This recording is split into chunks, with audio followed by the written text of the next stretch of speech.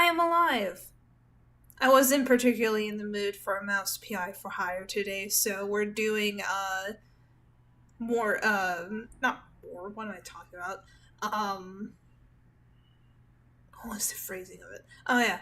I wanted to come back to this game, but, like, do, like, a more corrupt route, or a bad judge, and we just, we do whatever we want, I guess. I don't know. We're not being good, at the very least. So let me copy paste and promote myself real quick.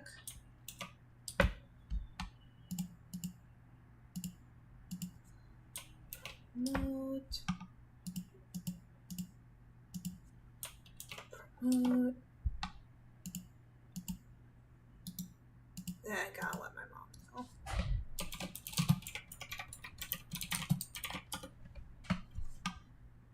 Minimize, bring up OBS. Oh. I think it might be a little on the loud end, so I'm just gonna turn that down a bit. We're gonna start a new game. I think I needed to also, like, turn this down a bit more. There we go, that looks about right.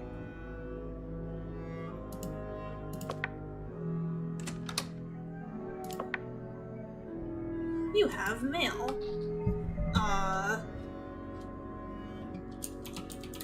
You're Piper. We were appointed as judge. They're gonna regret that. They're absolutely going to regret that this go around.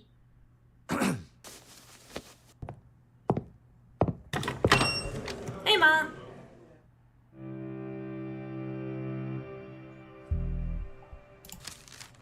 Your Honor, first of all, as the Ministry, we wish you success in your new position.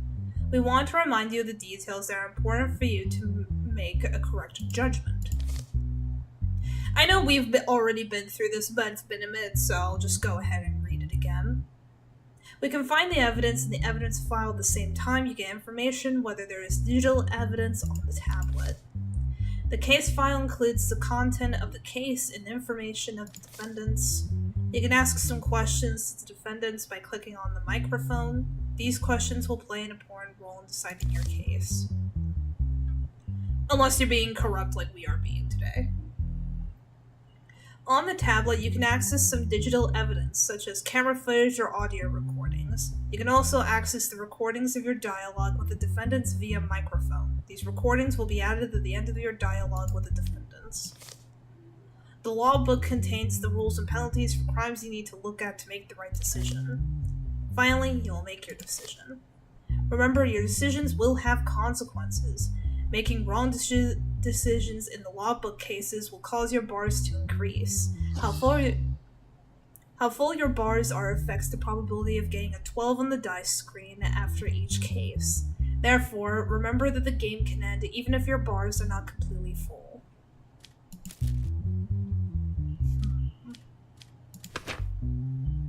Harris Kellen, age 25. Violation of restrictions. The incident began on a night when a curfew was in effect around... This is new. I thought it was at 2 the first time. They must have updated it. Because there were aspects of the introduction that didn't seem familiar with... I don't remember there being an explanation for the dice. Around 1:45, when patrol units noticed a suspicious individual in the Hawthorne district. When the officers stopped the individual, his identity was determined to be Harris Kellen. I mean, when was the curfew supposed to be? I'm assuming it's in the evidence. This is Harris Kellen's statement. I hadn't been feeling well at home for a while. I thought going outside for a bit would help me relax. I went out without even checking the time. While walking, I saw a police vehicle and remembered the curfew at that moment. I panicked. I was afraid of getting fined, so I didn't comply with their instructions. I was just scared.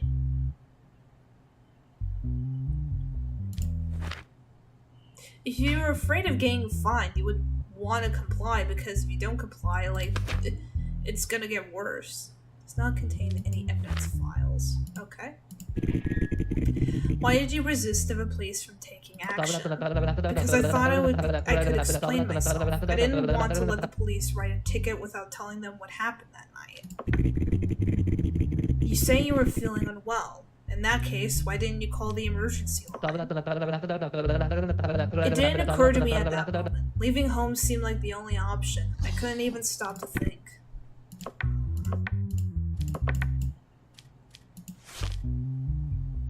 He was charged.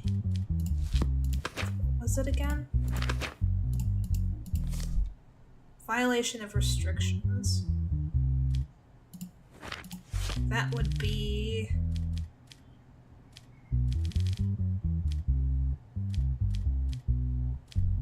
What would that be? Violation of restrictions.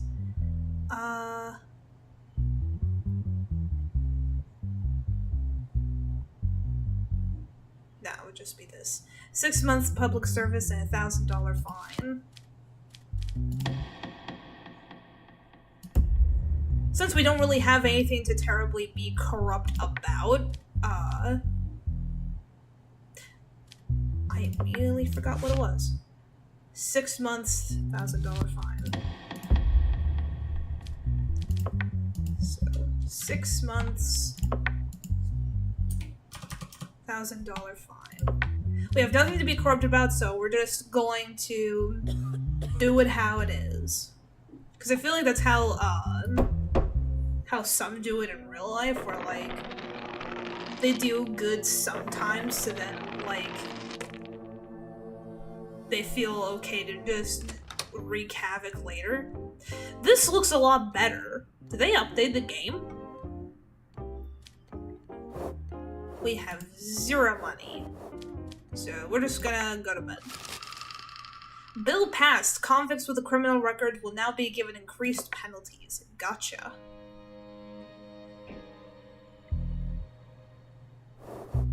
So 0% all above. Sam McHale. He does have a criminal record. Charged with possession and or carrying drugs.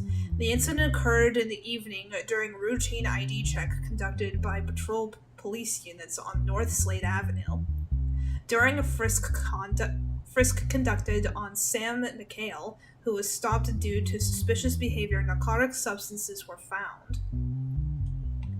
Further investigation found no record of the individual engaging in drug trafficking. However, it was assessed that the substance was regularly obtained for personal use. This is Sam McHale's statement. Yes, I had substances on me. I don't deny that. I use them when I'm alone to clear my head, suppress insomnia, and organize my thoughts. I didn't sell them to anyone, and I didn't harm anyone. My life has been off track for a long time. The substance feels like an escape, but I also know that it's not an excuse.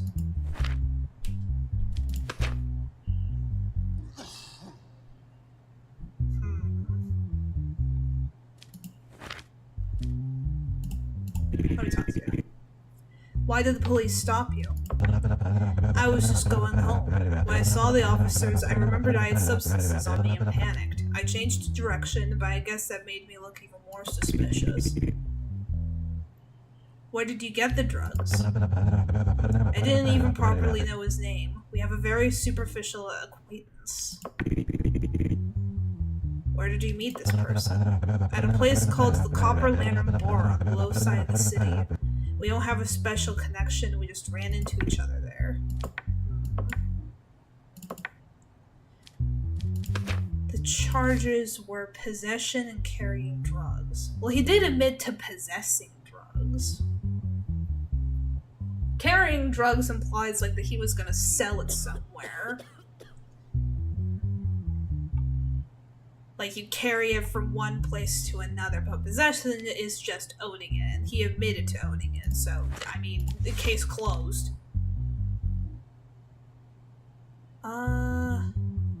Narcotics. aggravated sentence would be 18 months and a $5,000 fine. Wait a minute. I read that right, yes? Public service, yes. Guilty. 18 months. $5,000 fine. Again, nothing to twist yet. Relatively simple cases so far, so the corruption isn't seeping through yet. We haven't gotten there yet. We're taking baby steps. We're establishing a good rapport. We are still poor.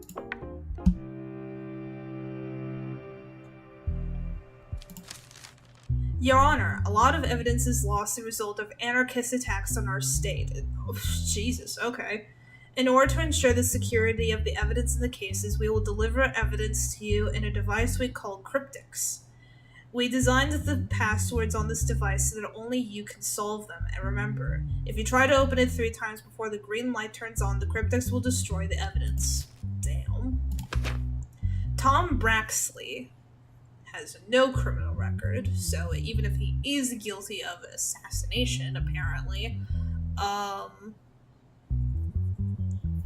then it will not be considered aggressive.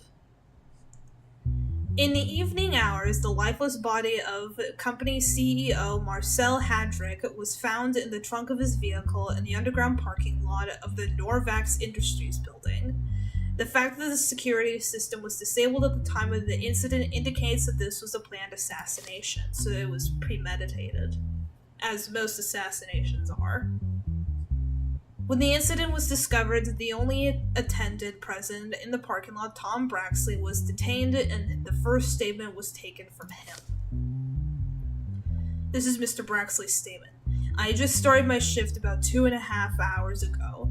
During my routine patrol, I still saw the CEO's car in the parking lot, which didn't seem strange to me, but I noticed that the trunk was completely open. When I approached, I saw Mr. Hadrick lying motionless inside. The first thing that caught my eye was a red rose placed on him, as if someone had deliberately left it there. I immediately contacted headquarters via radio and reported the incident.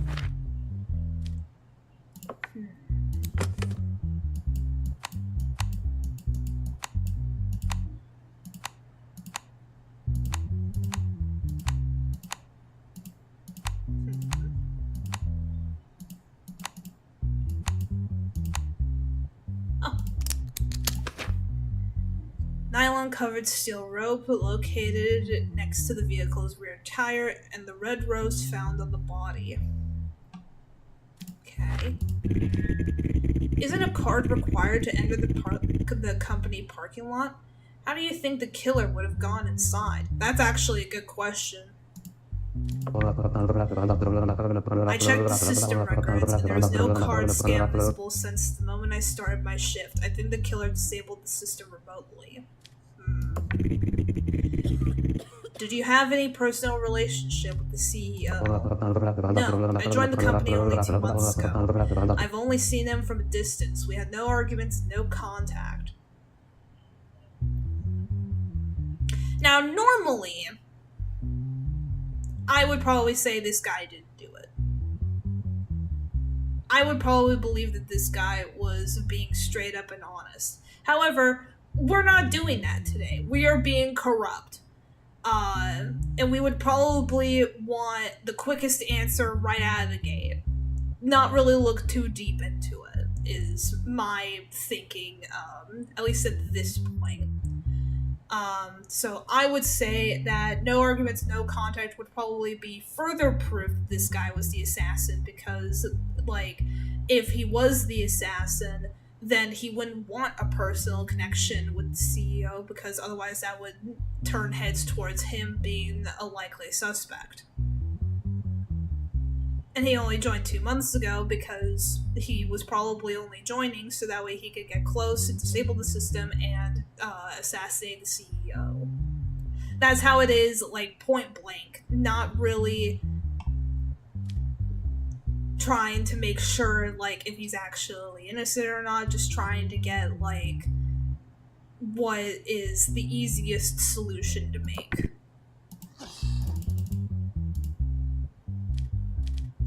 So he is charged with assassination, and he has no criminal records, so...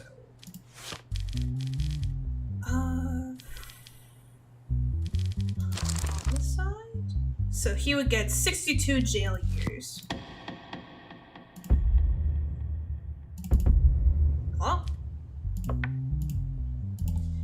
62. Besides, it would look good on the outside because I took care of an assassin. You know, it doesn't matter if he actually was or not, if we're going the corrupt mindset route.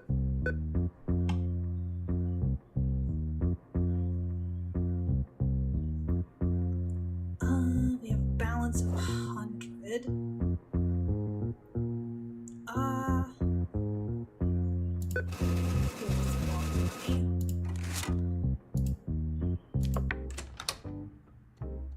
What do you want? Asks you for $100 for her school fees. Do you accept? Your sanity will drop if you don't accept this.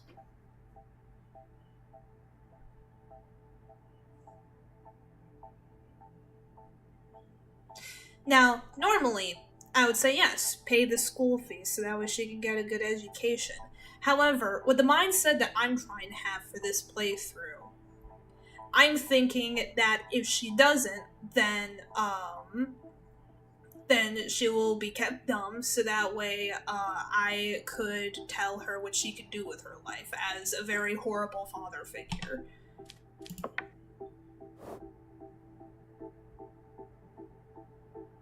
That felt awful, but we're moving on.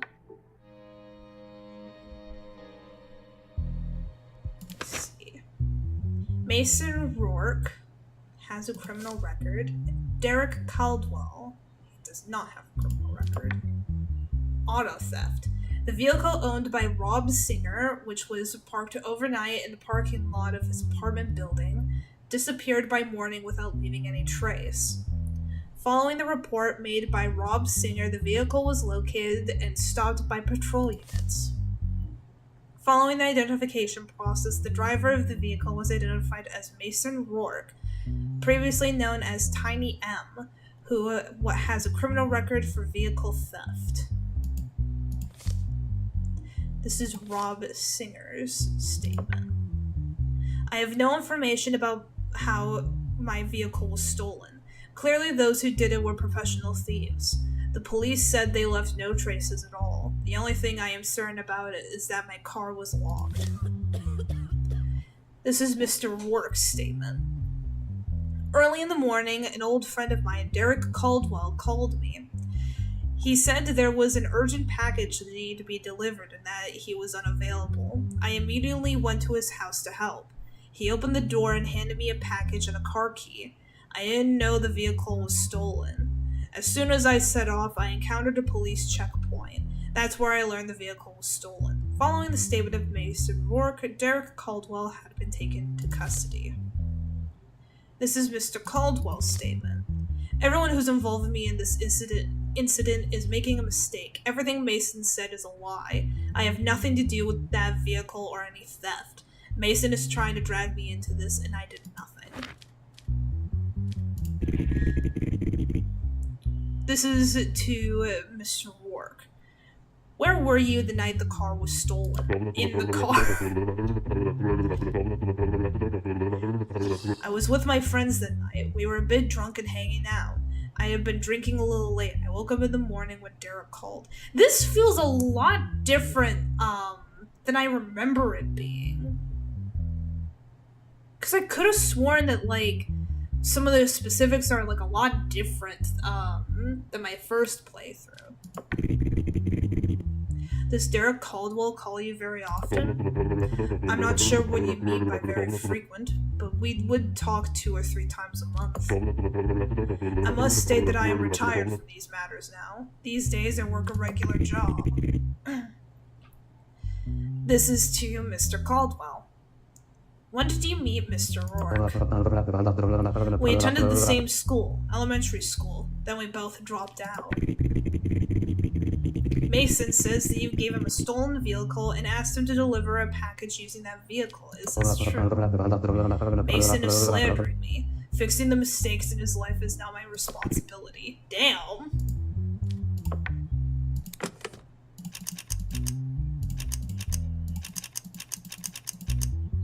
Papa Louie prepared me for that shit. 212-2354. Cigar, scissors, and box found in the vehicle. Digital evidence on the tablet. 212-2354. That's his fingerprint.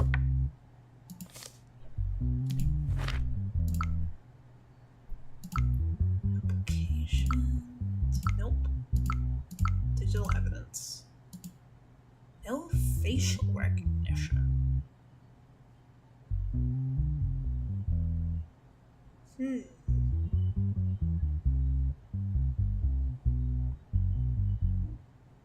Interesting.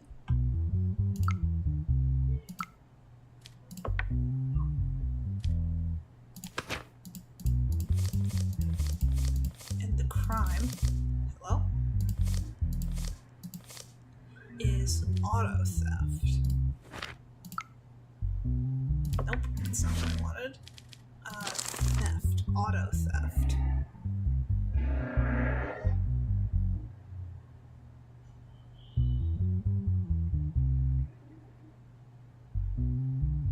So, aggravated sentence would be 4 years and a $2,000 fine, and a regular sentence would be 2 years. So here's what I'm thinking.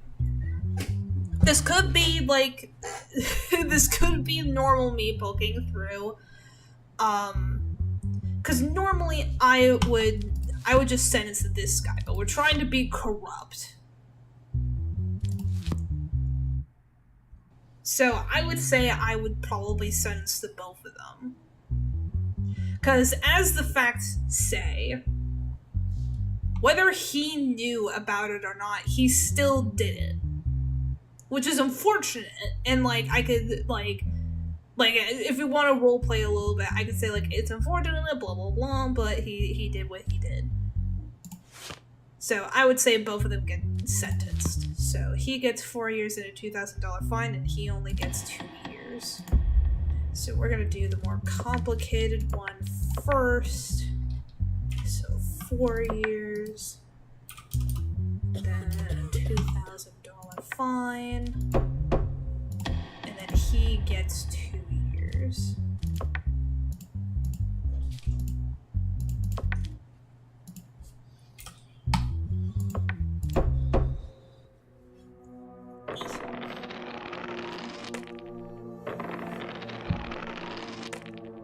Because, like, playing as a corrupted judge in this feels a lot better with, like, the potential of either getting assassinated or arrested.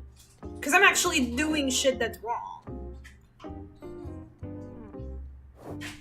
Let's see. Plus, being just a shit person makes sense for the only 2 places that I can go as being the only 2 options. Due to the recent increase in anarchist activity, the government has declared a state of emergency.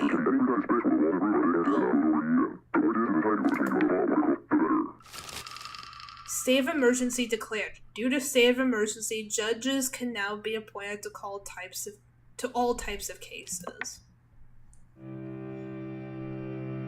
Okay. Vaguely remember this one. It was a divorce. Yeah. The couple, Mara and Jacob Reynard, officially divorced about 2 weeks ago. After the divorce, no agreement could be reached regarding custody of their 2 children, Liam and Elena, so the mother, Mara, filed a custody lawsuit. Family members' evaluation report. The father, Jacob, was deemed unfit to take full-time care of the children due to a long-standing anxiety disorder, intermittent anger control problems, and unstable living. Ooh, they actually, like, go into detail about, like, the family members. That's gonna help a lot. Damn, I wish I was actually, like, doing, like, a proper route now. Damn! Of all the times to be corrupt. Although the mother, Mara, is loving toward the children, she has been in serious financial difficulty recently and has had to work 2 different jobs. The home conditions are modest, however, the report on ability to meet the children's needs evaluated the situation negatively. That's all. To Liam Reynard. How did your parents' separation affect you? At first, I felt terrible. There was a constant tension at home, but after they divorced, the arguments stopped, so I felt a bit relieved. Still, I feel sad that my dad is left alone. Would you rather live with your mother or your father? I don't want to be separated from my sister Elena. We can live together with our mom. My mom is in a good financial situation, but I can work and support her. This is different. How is your relationship with your father? I love my dad too, but sometimes he gets very angry. My sister gets scared. I wish they had never separated. This is completely different because he was trying to indirectly say that the father is not safe to be around and that he and Elena should go with the mom. This is to Elena. Would your family fight in front of you? Yes. They were shouting at each other. Do you love your mom more or your dad? I don't want to choose. I love them both. If you had to make a choice, who would it be? Please don't separate me from my big brother. So that's similar. No digital evidence. It is decided that custody of both children could be granted to the mother, to the father. The boy would be placed with the father and the girl with the mother. It was decided that the daughter will be placed with the father and the son with the mother. The conditions were insufficient and that both the children would be placed in foster care. Hi, Sky! Yeah, we're trying to be a bit more of a corrupt judge this time.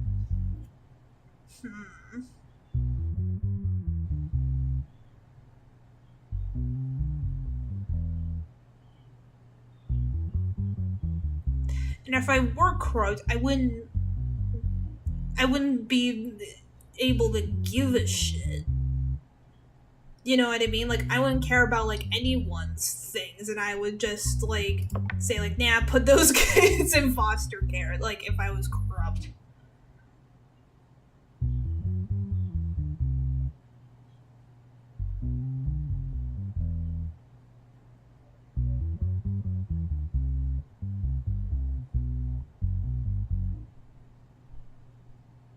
Either that, or I would probably put the boy with the father and the girl with the mother, because it would be like one of those mindsets where it's like, oh, the boy should have a father figure so he can be a man, and the girl should be with her mother so she can be a woman, blah, blah, blah, blah, blah. I don't know. It's one of these two if we're going the corrupt route.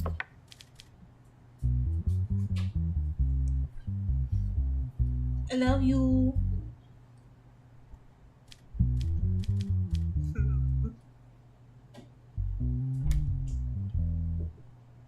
I think we're still a little small in, like, what we can get away with, like, our corrupt ways. So I'm thinking that putting both of the kids in foster care,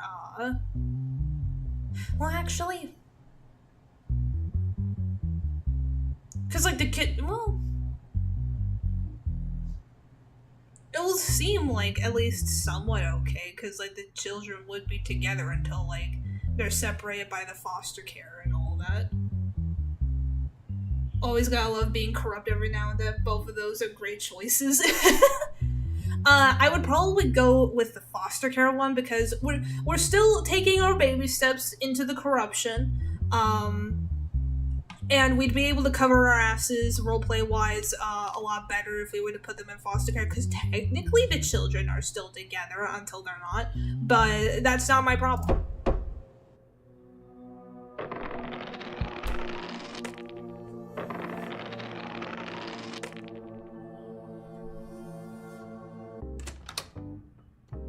don't like that I'm getting away with this. Alright, what's this one? Chris Tiamond. He has a criminal record. Charged with assassination. In recent weeks, sanitation workers collecting trash in the city center came across the lifeless body of Fred J. Haldorn, the CEO of the Glenmore Company, among the garbage. The autopsy report determined that there were no signs of assault and that the death occurred as a result of prolonged oxygen deprivation. According to the last meeting record in his daily calendar, the person Fred was with on the evening before his death was company board member Chris Tiamond. This is Mr. Tiamond's statement. Oof. Sorry, I had to crack my knuckles a bit. My fingers were a bit stiff. After the evening meeting, we left the company together and went to our usual bar. We stayed for about 2 hours. He drank, seemed a bit withdrawn, and didn't want to talk. Then I dropped him off at his home. I didn't know where he went after that. He was a good friend. Never crossed my mind that he would meet such an end. The cleaning worker who found the body. There was a black tarp over the trash container. When I lifted it, I saw the body of a man lying there in a navy blue suit. The body was slightly bruised, and there was a red rose on it. I thought things like this only happened in the movies. Talk to him. How long have you known Fred J. Haldorn? I've been working at the same company we've been working at the same company for about 8 years, but we were relatively close only in the last 2. Did he have any enemies or anyone threatening him, inside or outside the company? I don't think so, Your Honor. He was someone who got along well with people. While you were at the bar, did he mention anywhere he was going that evening? Unfortunately, he only said, "Take me home, I'm very tired." Let's check the evidence. So this goes here. This goes straight up. Hello? This goes straight across. This goes up here. This goes up here. This goes down here, and this goes up here. Oh, the steel wire and the rose from the other one. So we were wrong about that. But this is a big shot. This is like, what was he again?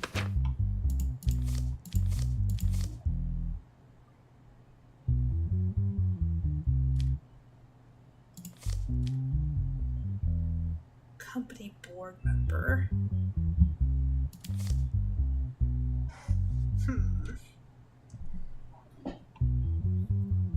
Well, we already accused the guy before of being the assassin, and we were wrong.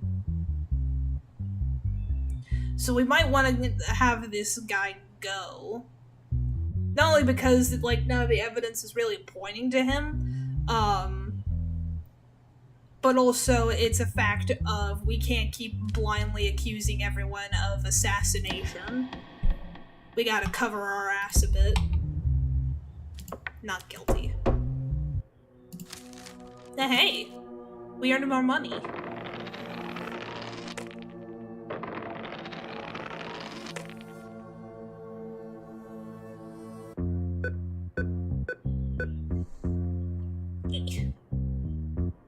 Withdraw the money. Give me. We have $300. I feel tempted to go gambling, but we're not going to quite yet. We may be corrupt, but we're not stupid. Ulmer Crate and Sean Hallen. Mr. Crate has a criminal record and Mr. Hallen doesn't.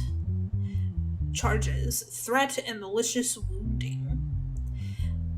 In recent weeks, at the home of Ulmer Crate, his friend Sean Hallen sustained a stab wound to the rib during a violent altercation between them. Oh. From what I remember, the stab wound was in the leg. Ulmer claims that his friend Sean stabbed him over a debt dispute. Immediately after the incident occurred, the individual named Sean Hallen left the scene. Well, yeah, because he got fucking stabbed. Following the complaint filed by Ulmer Crate, Sean Hallen was apprehended at his family's home. This is Mr. Crate's statement. I had been having debt disputes with Sean for some time. I couldn't repay the money I borrowed for him on time, and he threatened me at every opportunity to get his money back. When he came to my house on the day of the incident, he was extremely angry and out of control. As soon as I opened the door, he started insulting me. He came at me with a knife, and while I was pushing him away, the knife stabbed into my rib.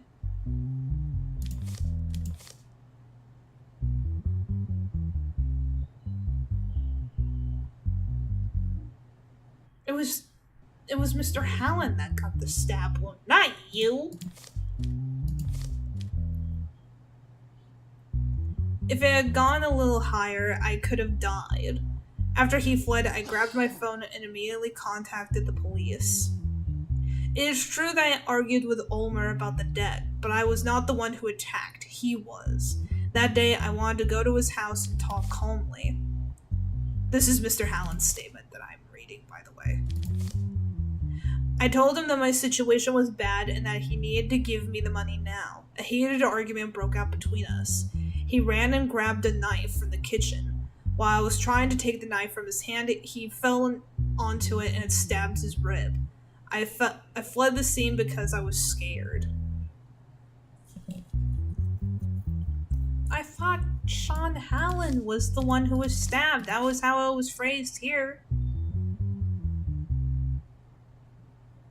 Yeah, his friend Sean Hallen sustained a stab wound to the rib during a violent altercation between them.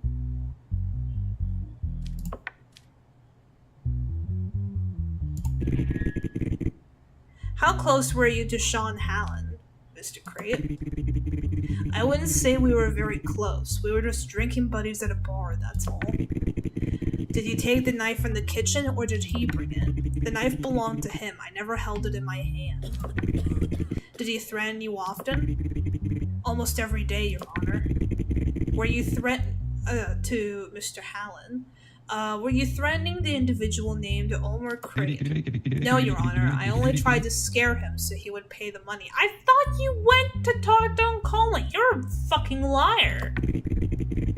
Was the knife stabbed while it was in your hand? No, Your Honor. The knife was always with him. You're a bunch of fucking liars. You're not even good at it.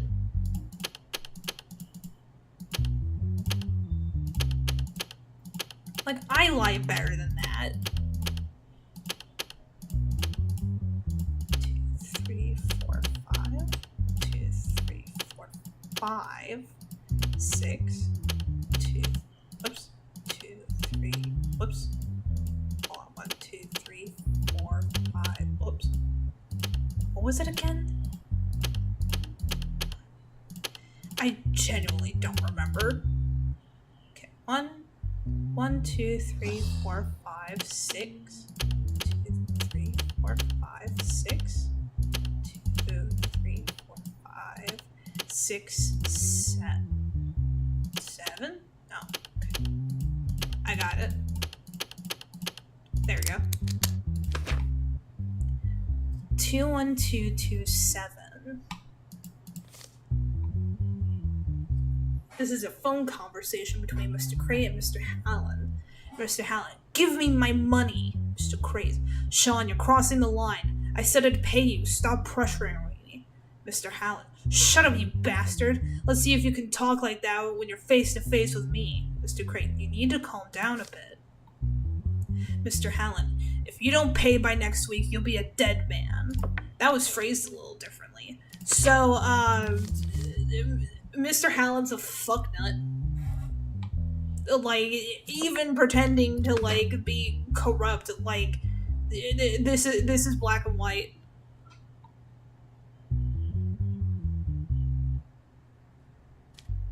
Like, he's just stupid. What do you mean he fell on the knife? Okay, so it was a threat and malicious wounding.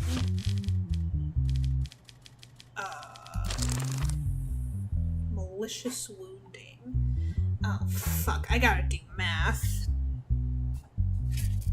Being corrupt doesn't save you from math, I guess. Okay, so malicious wounding. He did not have a criminal record, so it's just 8 years. And then he set a threat.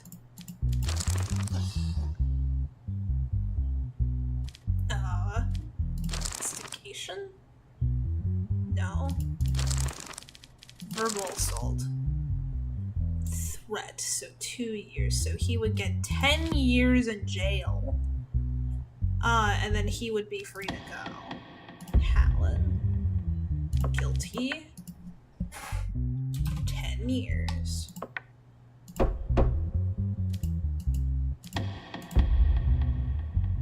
And then you are free to go. Because we gotta save our asses a little bit, and that was like thrown into the palm of our hand.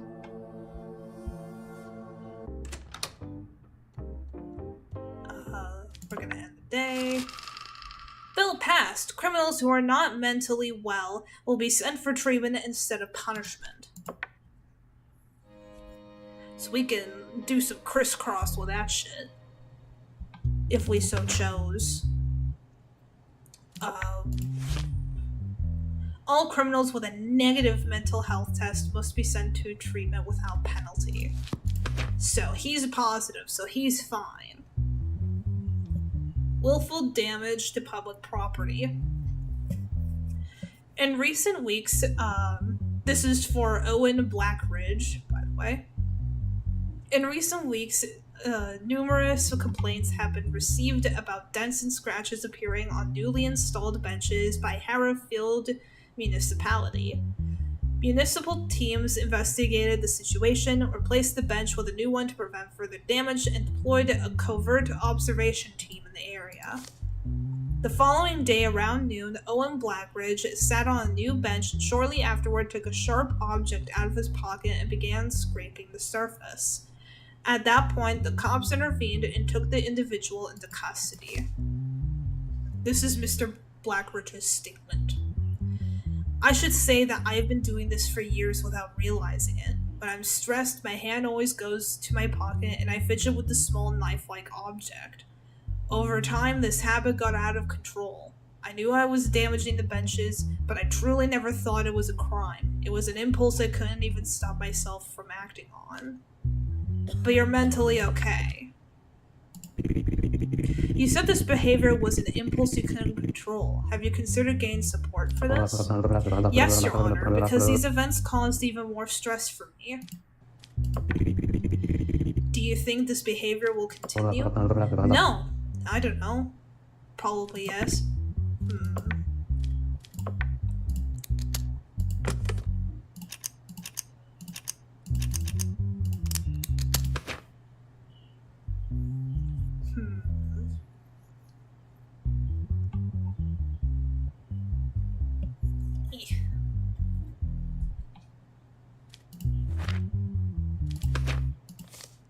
So it was willful damage to public property.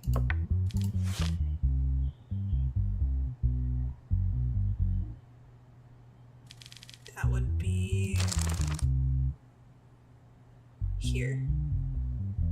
He did not have a criminal record, so that would be 12 months public service.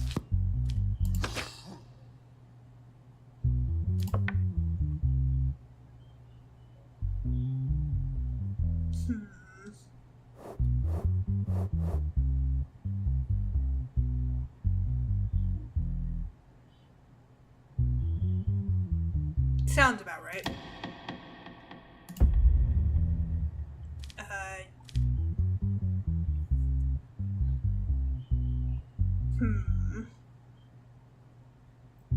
We could just send him in for treatment and be like, oh, you want to pretend to be crazy? Then be crazy elsewhere.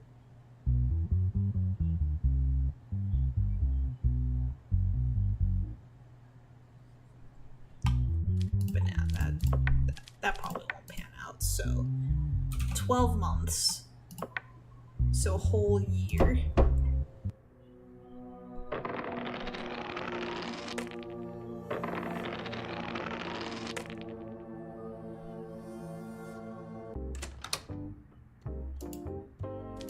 On to the next day. What is this? Music production company Aurelia Soundworks alleges that Intertone Audio committed copyright infringement by using the rhythm bass of their compositions without permission. So it's specifically the rhythm bass that they're suing for. So that's important. Digital evidence for this case. Aurelia Soundworks announced to the public a new single that they had worked on for about a month. Just 48 hours after the track was released, Intertone Audio announced a new music project. Fans of both companies noticed similarities in the instrumental backing, and debates began on social media. Following this, Aurelia Soundworks stated that the rhythmic arrangements, harmonic structures, and sound design were copied one-to-one. Therefore, Intertone Audio is being asked to pay $5 million in copyright damages. This is the lawyer for Aurelia Soundworks. My clients worked on this track for weeks, tried hundreds of mix variations, and ultimately brought the work to an original point. However, the track Intertone Audio released shortly after, it is understood that Aurelia's characteristic instrumental foundation was used almost identically. Our complaint is not similarity, it is the unauthorized copying of my client's labor. We demand compensation to remedy this violation. That's fair. Intertone Audio's lawyer. We do not believe the similarities that emerged constitute intentional copying. In modern electronic music, similar rhythmic structures and sound designs are frequently seen. That's fair. The audio engineers within my client, Intertone Audio, used a backing track they created from scratch entirely in their own studio. Similar drums and synth patterns can be heard across dozens of companies in the market. For this reason, we find the claims of copyright infringement unfounded. Valid points on both ends. I'm gonna be completely honest. They're cooking. So this is Aurelia Soundworks.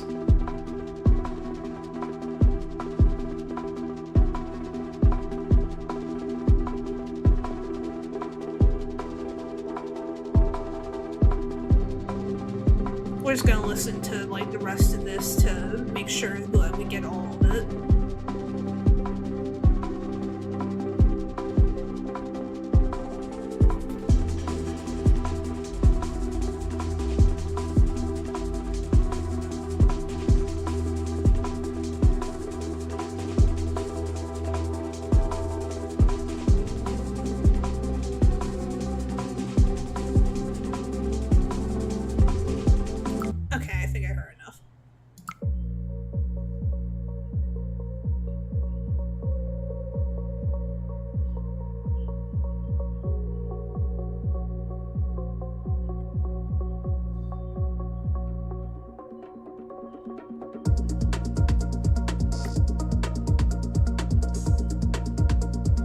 It's the same. It's just slow down a bit.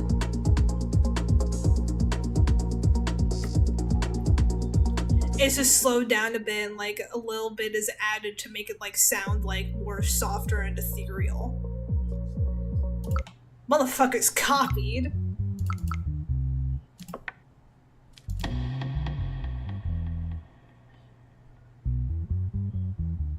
But let's see.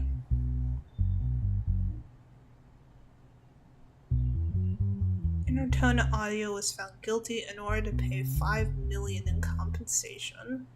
Or Intertone Audio was not found guilty and it was decided that no compensation needed to be paid. Yeah, it's quieter and slower. So, logically, we understand that it is essentially the same. However, we have to remember that we are corrupt, chat. We are being corrupt. So what would a corrupt judge determine this to be? Would they just not care and say that, like, no compensation needs to be paid? Or would we simply say that they pay for the 5 million because, isn't it a thing where, like, with stuff like this, like, all the core officials, like, get, like a cut of that or something? Where they get, like, extra money from that?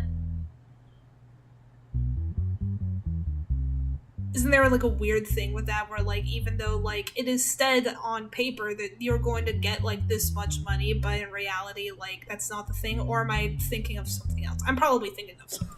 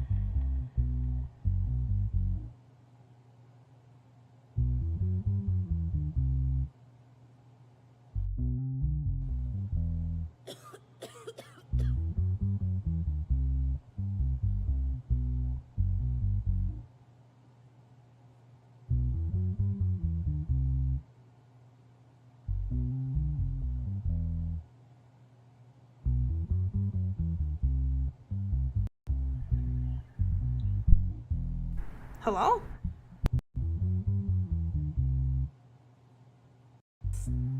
Okay, here we go.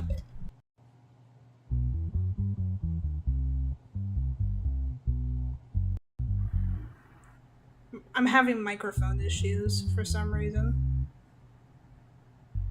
I think we're good now. Google says judges aren't paid extra for how cases end, so I would say pay nothing. Yeah. I don't care. Oh! Our salary's raised. Why was our salary raised for that?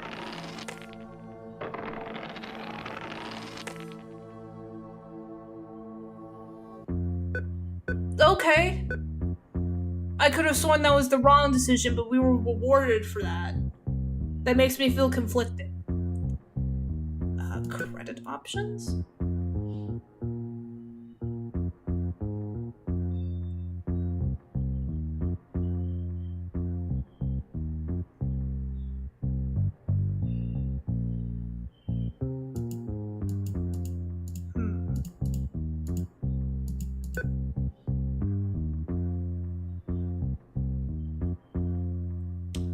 Withdraw money, please.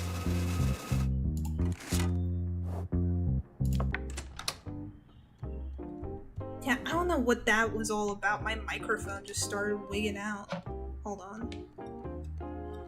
Might be something with the wire. That most definitely was the wrong choice. I don't know what the game is up to. I don't know. Your son says his clothes are getting old. He wants $3,000 for new clothes. Do you accept? Fuck now. You're gonna take what I give you and you're gonna be happy with it. But we gotta go to the bar to help with our mental health.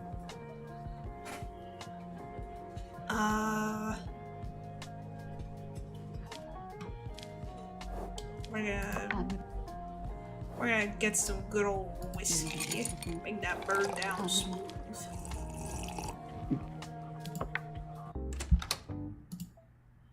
No, I said no! Fuck off! What are you... I should...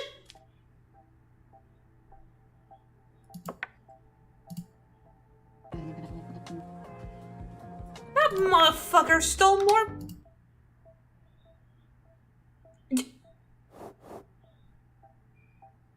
Fine. Just shut the fuck up about your clothes.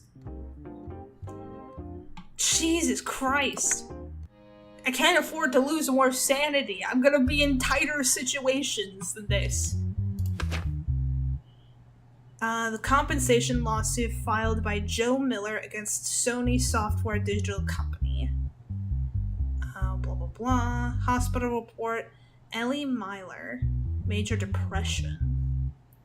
Plaintiff Joe Miller states that his 14-year-old daughter, Ellie Miller, began showing severe symptoms of depression shortly after playing the video game None of Us 2 by Sony.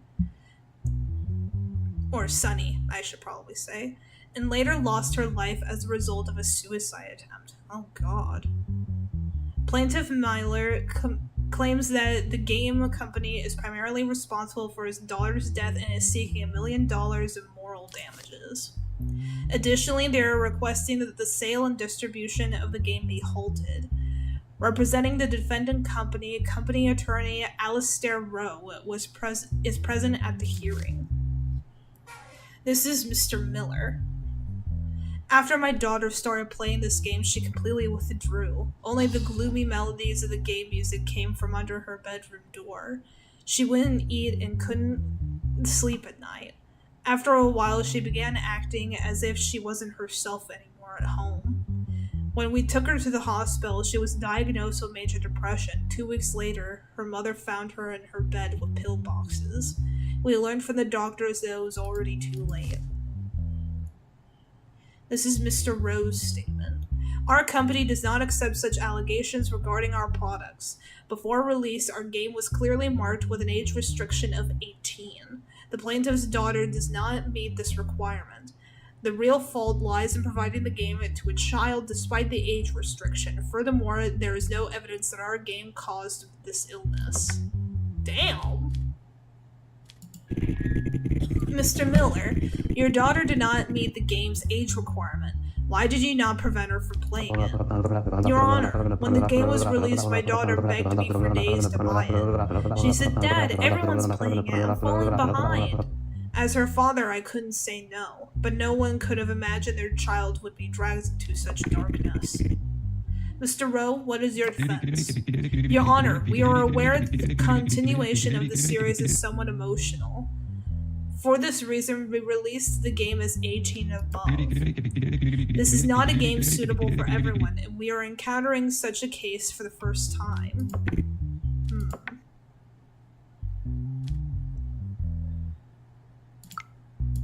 Digital evidence?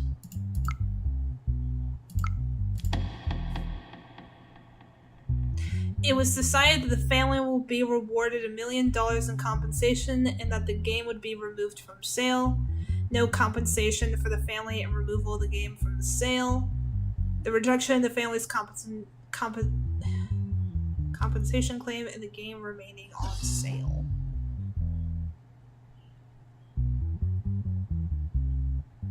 Who wins from this decision? The family doesn't get the money and the game's removed?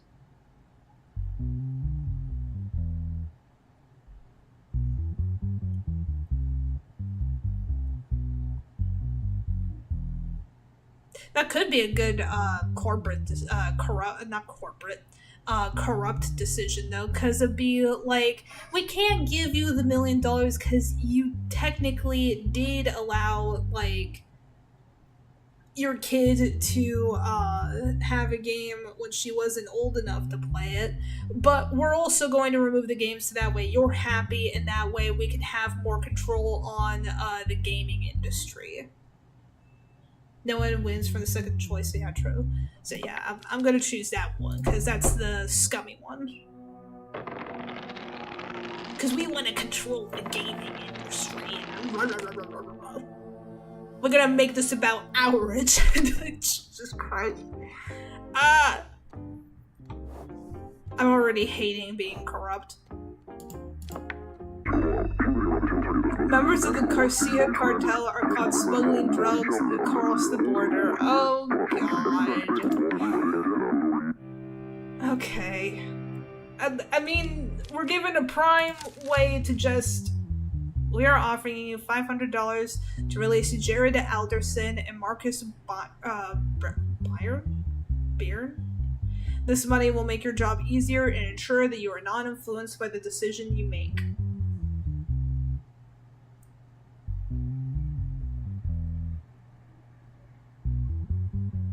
Bet. Easy.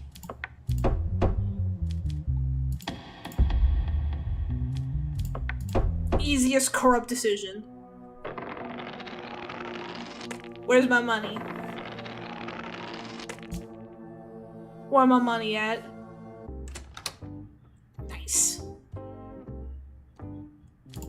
Oh, I gotta go. I gotta get some mental health. Bribe is the best way to be corrupt, you know? We're gonna end the day.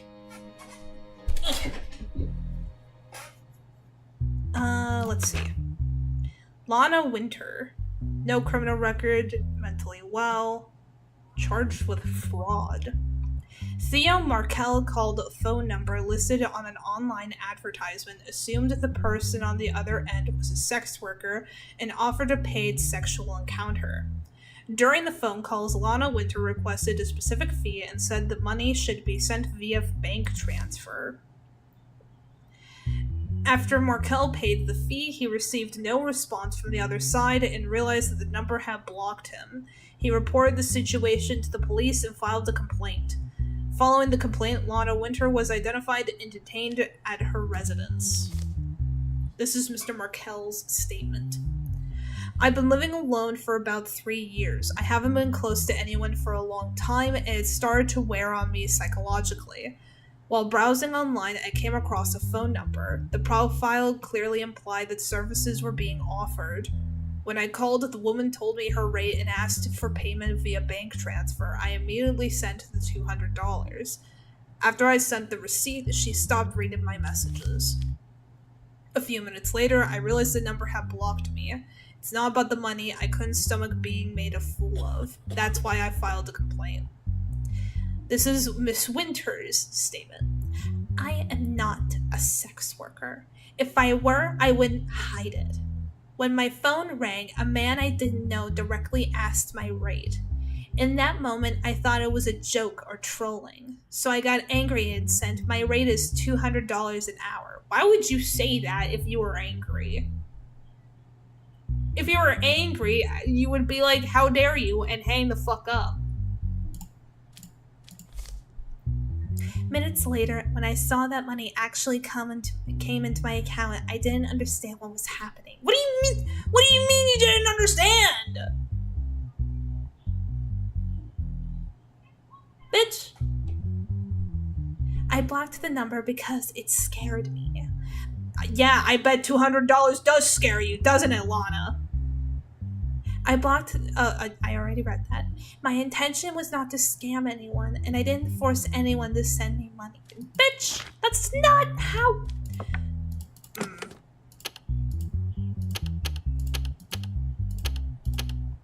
Is this exactly how it was before?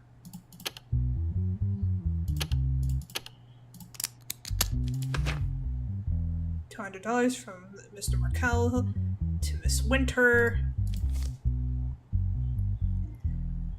This lady is either lying or a complete idiot. Me too. That's how I feel about this. Mr. Markel. Hi. Yeah, jeez. Just this alone makes me want to just put her up for fraud. Like, this is the one moment where, like, if we're gonna roleplay this, it's like, Like, through all of the corruption that, like, we're peeking through and just like, wait a minute. No, we're gonna do it right for this scenario. Hey baby, what is your fee? 200 per hour, 500 per night. Which one do you want? An hour, please. How do I make the payment? You can transfer it to the bank account I'm going to send. Alright then, I'm waiting for you to send your bank account.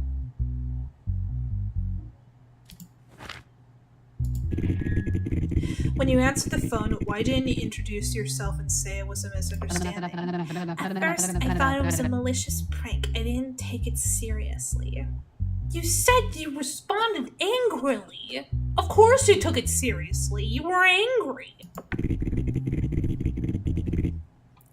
Why didn't you try to return the money that came into your account? Why should I return it when some idiot sent it?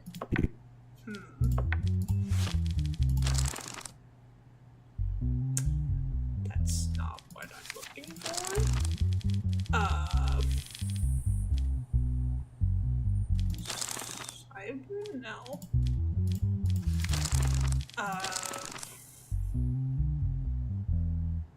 No.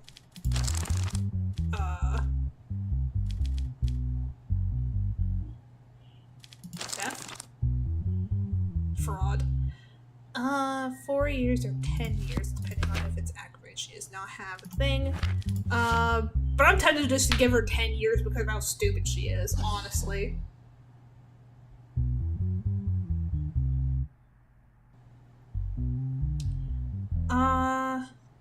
Actually, what we're gonna do is that we're gonna send her to jail for the 4 years, but then we're also going to make her pay back that 200 that she took.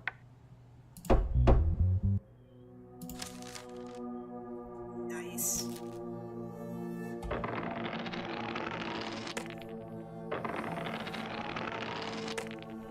$10, 100%.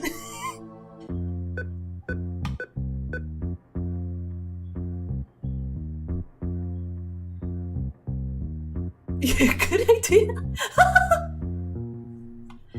We're gonna get that 400. So we're gonna go home. Ooh. We have a decent chunk of money.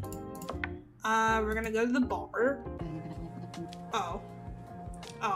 We're not gonna go to the bar. In fact, we're gonna go gambling! I do not condone gambling, by the way. Let's put down like an easy 10.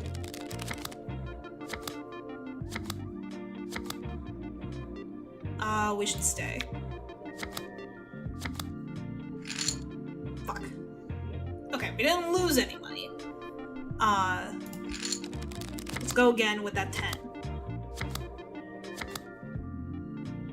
Stay. Huzzah! We're gonna go in with 10 again.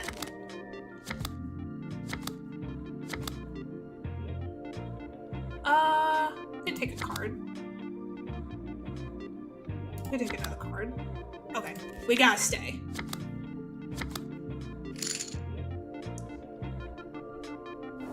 We're doing pretty well. We can bet 20.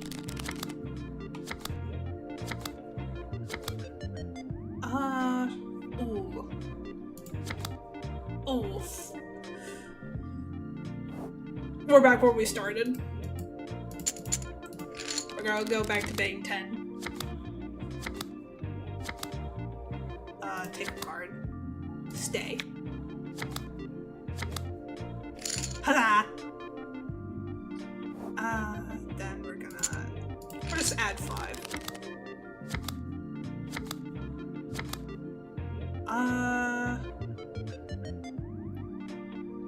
We'll stay. Aw. Yeah, we're going home. We're going home. Or do we want to do a little Wheel of Fortune?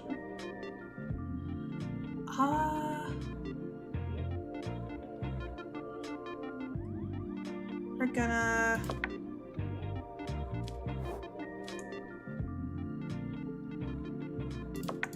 We're gonna put one on each.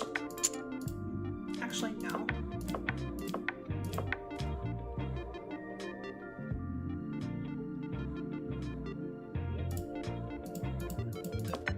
I'm gonna put 5 on Cherry.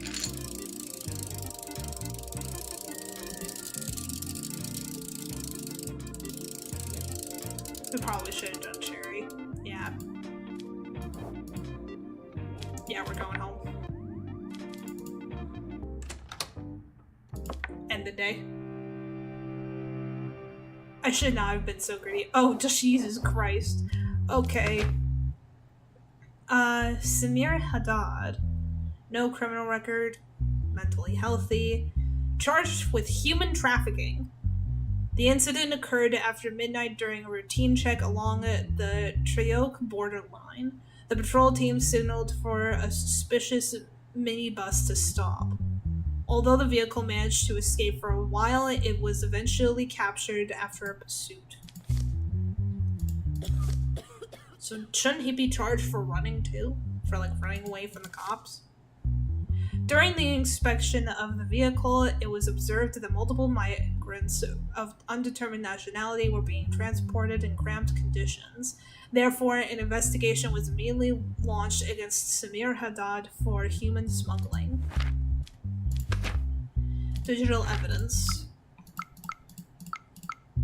Damn, he got caught.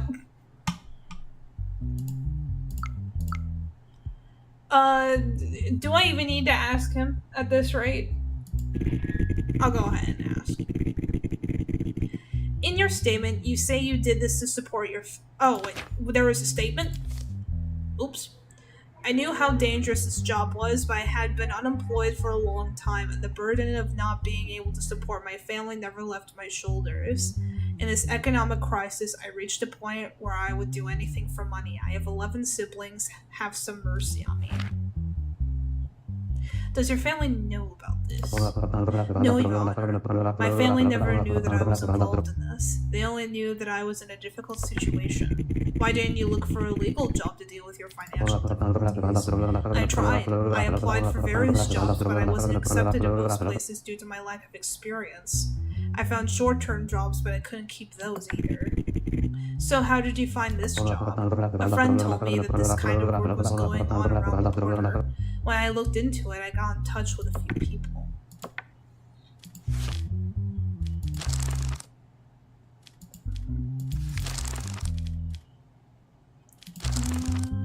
Human trafficking. He didn't have a criminal record, so that will be 8 years. Yep, 8 years.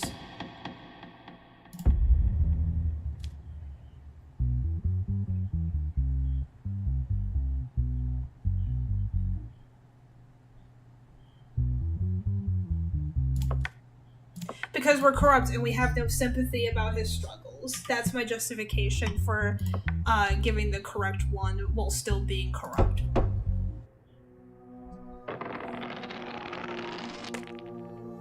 Oh shit. Damn.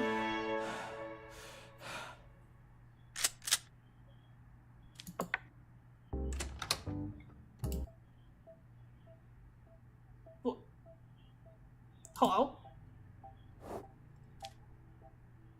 What was that?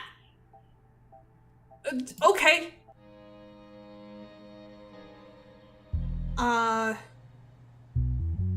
Point still stands, but we're gonna,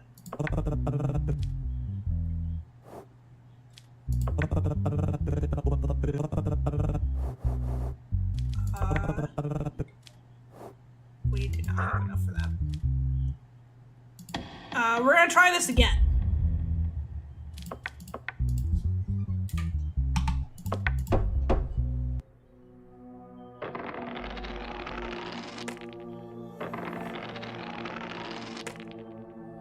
There we go.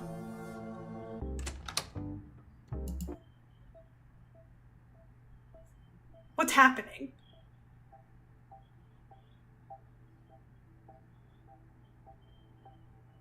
What's happening? What? Is my child possessed? I need a drink. 120.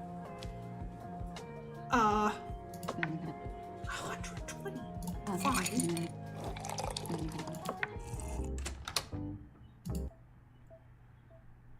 Why is the game freaking out whenever I click on her? End the day. I'm getting away. In the dark of the night, your sleep is interrupted by the sound of knocking on the door.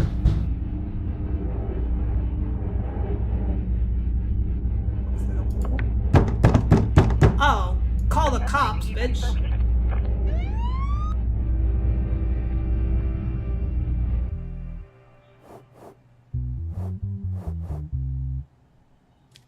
Let's see. The compensation lawsuit filed by George Voss against the consumer electronics company Novacell. The burnt battery of the Novacell brand found belonging to the individual. Damn. Approximately 3 months ago, George Voss purchased the newly released N15 Pro model mobile phone from the Novacell store near his home. He stated that he charged the phone only with the adapter and cable that came in the original box and did not use any other brand of equipment. On the day of the incident, while George was using the phone plugged into the charger, the device's battery exploded violently, with fragments hitting his hand and face, causing physical injuries. After the explosion, burn marks appeared on his face and material damage occurred in his home. Damn. George, who applied to the Novacell authorized service, was turned away on the grounds of user error and was even dismissed without any inspection, having the phone hung up on him. As a result, he filed a compensation lawsuit of $250,000. In this case, the company Novacell is represented by attorney Elian Marks. This is Mr. Voss's statement. I had owned the phone for less than 3 months. I always charged the device with its original adapter, strictly following the instructions. That day, while the phone was plugged in, it exploded in my hand. Flames suddenly hit my face. I didn't even understand what was happening. Furniture in my home was damaged and became unusable. When I called the authorization service, they did nothing except defend their own product. They said, "Our phones don't explode, you must have used it incorrectly," and didn't even take me seriously. I suffered severe physical and psychological damage. They must be held accountable for this incident. This is Mr. Marks' statement. He is the attorney, I believe. Novacell is a brand with international quality certifications. Our products undergo hundreds of stress tests. The plaintiff's claims are unfounded. Such explosions usually occur when users use third-party chargers or damage the battery. We believe this incident is a smear campaign against our company. The phone conversation between George Voss and a Novacell customer representative. Karen, Jesus. Novacell support line, this is Karen. How may I assist you? Your phone exploded in my hand. My face is covered in burns. I can't use my hand. Damn. We're sorry, but this is caused by user error. Please read the user manual for battery safety next time. I only use the charger you provided. What am I supposed to do now? Our devices do not explode for no reason. I won't be able to help you. Good day. I'll sue you. The conversation is concluded. Novacell says you are at fault, Mr. Voss. What do you have to say about that?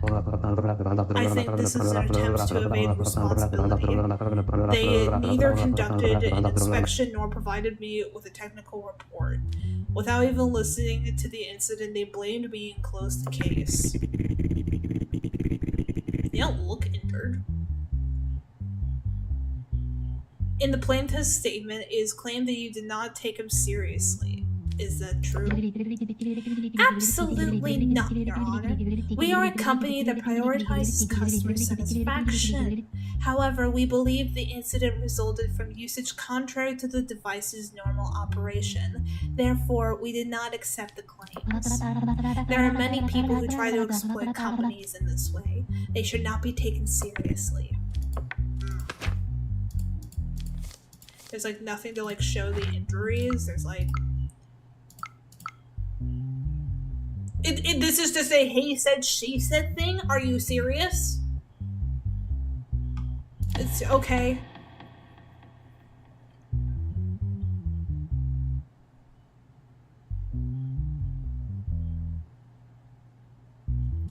It was decided that George Voss be found in the right and that $250,000 in compensation be paid by Novacell.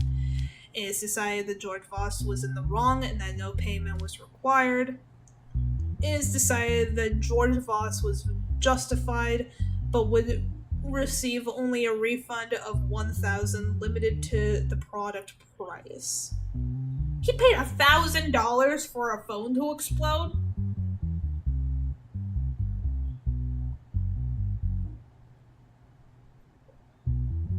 But then again, like, we legitimately do not have proof about, like, what charger was being used, if it was actually provided by the phone, like, with the phone and all that. Like, what charger did you fucking use, Voss?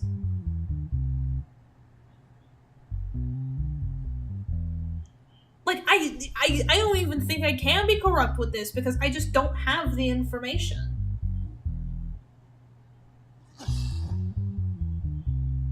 And, like, from what I remember this game, like, if a character is injured, they show the injuries. They would show the injuries. There would be, like, an extra thing, like, in the evidence to show the injuries that took place.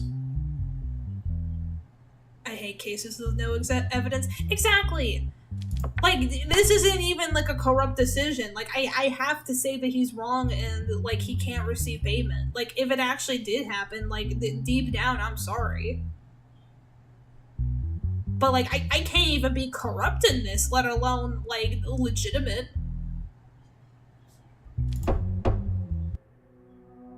So, we're going with that.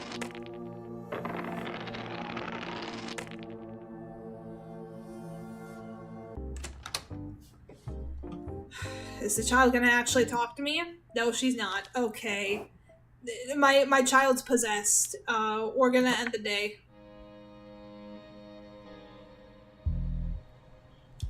What are we doing here? Assassination. Has criminal record. Blah, blah, blah. John Martino. It was noticed that Jared Alderson and Marcus Bryan, who shared the same cell, were lying motionless. Didn't I let those two go? I let them go. I took the bribe. What the fuck? I thought my decisions mattered. Unless they might have, like, gotten arrested and, like, got sent to jail by, like, a different, by, like, a different judge or something. That might be it. Upon examination by the medical team, it was determined that both inmates had been strangled to death using the same method.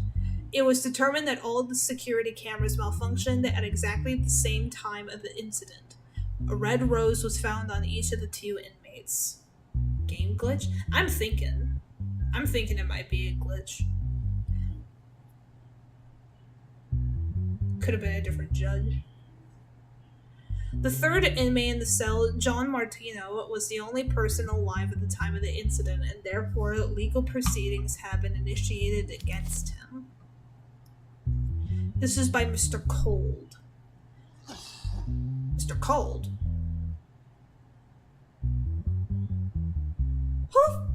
Who's Brad Cold? This is John Martino. There's no other people here.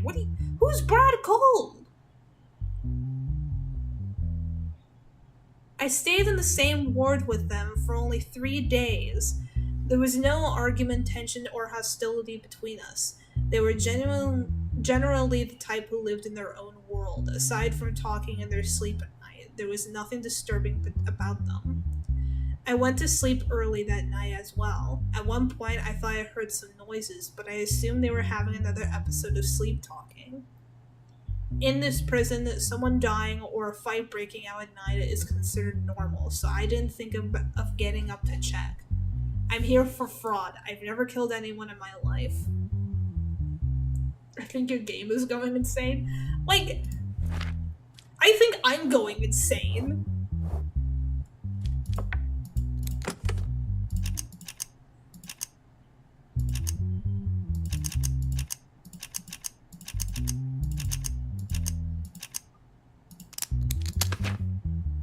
Two roses. Strangulation rope found in the body is confirmed to be a murder weapon. There were 3 of you in the cell, and 2 were killed using the same method. You are the only survivor. How do you explain this? Your Honor, inmates in this prison are frequently killed by unknown persons. There are even rumors that guards are involved in these acts. Ooh. Did you hear the cell door open that night? The prison is noisy enough even at night. That's why it's hard for me to hear a door opening.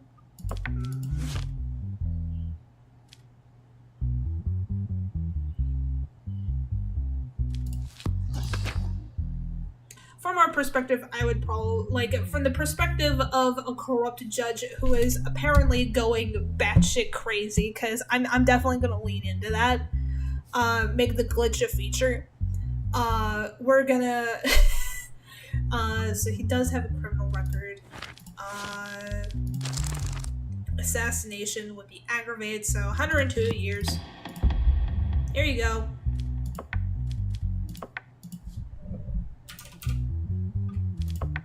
Because, like, one could make the argument where it's like, sure, like, he only committed fraud and that was what got him here in the first place, but that doesn't necessarily mean that like, that's gonna be the only crime he's gonna commit. If he's paid enough. Like, like, anyone can do anything. That's gonna be, the excuse that we're gonna give to excuse our corrupt behavior. Then why are we getting a raise? That was clearly the wrong decision.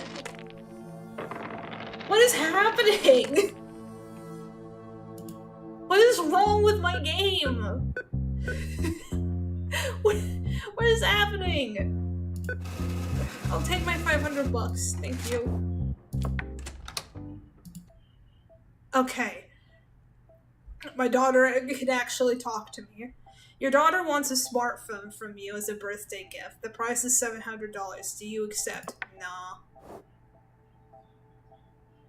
I love when people make the glitches part of the story. Apparently you aren't the only one going insane.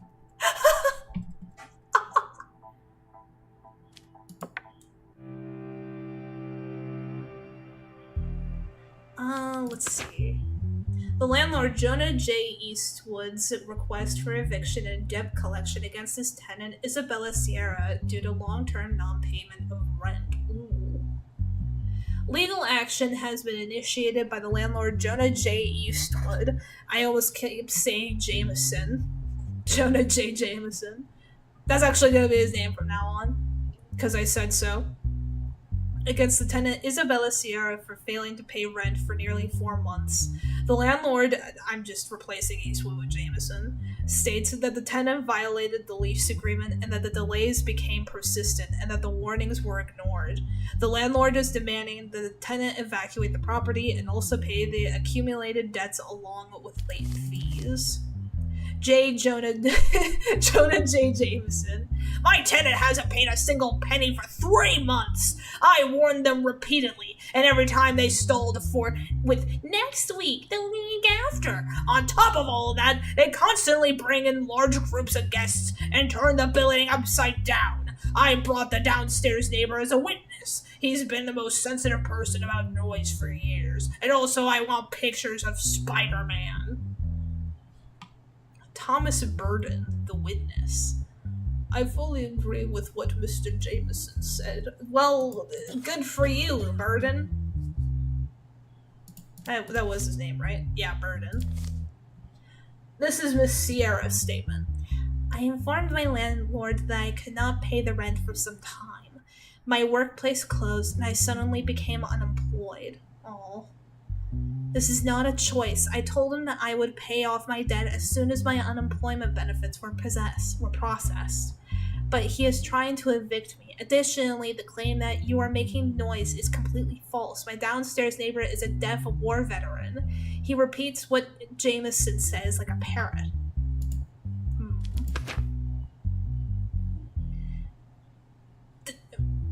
That's it? That's all I have for evidence? Hold on, I'm gonna talk to these idiots. Mr. Jameson, is Thomas Burden, who has been called as a witness, your tenant? Yes, Your Honor. I don't understand what this has to do with the case. Mr. Burden, is it true that your upstairs neighbors made enough noise to disturb you? What? Where are you headed? Oh yes! Forward, move! Forward, march, march! Run forward, soldier! Play the attack march! Mr. Burden, can you hear me? I completely agree with what Mr. Jameson has said. Miss Sierra, why would your landlord be trying to evict you? Because once he has me evicted, he can raise the rent and rent the place out to someone else again. Since he currently has a contract with me, he can't increase the rent. When I lost my job, he wanted to take advantage of that situation. Is there digital evidence? No. I was hoping that, like, maybe there could be, like, a recording of, like, these parties that, that JJJ was trying to accuse her of. Let's see what the options are. Oh, there's only 2. Great. It was decided that the tenant, Isabella Sierra, must vacate the property and pay the remaining rent debt. It is decided that tenant Isabella Sierra could stay in the house until her contract expired and her rent would be deferred. We're being corrupt, so we're gonna make her vacate, because we are corrupt and we don't care.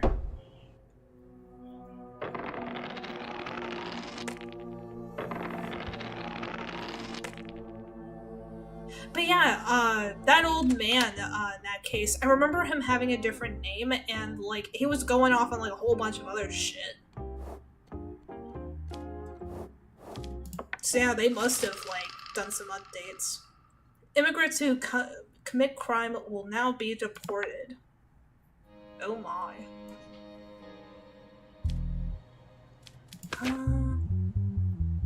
National status, yes. Mentally sound. Has a criminal record. Clifton Witt. Charged with participating in street racing in violation of traffic safety and rules. On Saturday night, traffic police patrolling Redmont Road outside the city heard engine noises much louder than usual, and upon arriving at the area, observed multiple vehicles engaging in illegal street racing. Vehicles that failed to comply with the police order to stop sped away, prompting a pursuit. Oh, excuse me. During the chase, the driver of the dark gray sports car lost control while taking a turn and crashed into the roadside, causing damage to the vehicle. The driver of the vehicle, Clifton Witt, was detained after a health check. I had no intention of participating in a race that night. I went outside the city to test my car. While driving, I saw several vehicles speed past me. I realized they were racing, but I had no connection to them. When I saw the police lights, I sped up out of fear. That may have been a mistake, but it doesn't mean I'm a racer. What do you mean it may have been a mistake? You crashed your car, stupid!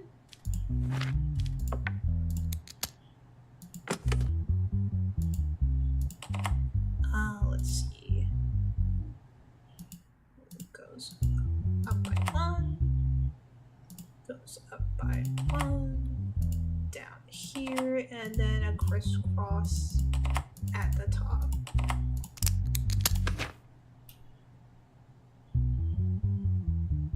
.224 kilometers an hour, so I would have to translate that real quick. And then the license plate belonging to the vehicle, located in the trunk of the vehicle. What do you mean? It's like in the... Hold on. gotta do math real quick.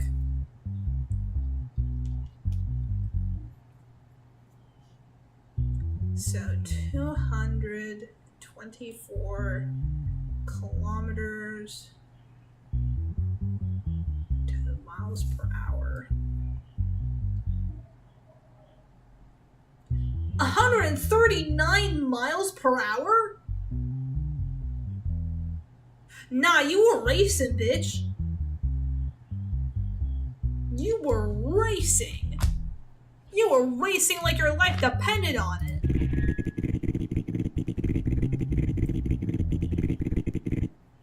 Police records show that your vehicle reached a speed of 22 kilometers per hour. Can reaching such a speed be explained simply by saying, I sped up out of fear? Your Honor, at the time, I was in complete panic. I felt as if stopping would get me into even bigger trouble. How? Have you ever participated in street racing in the past?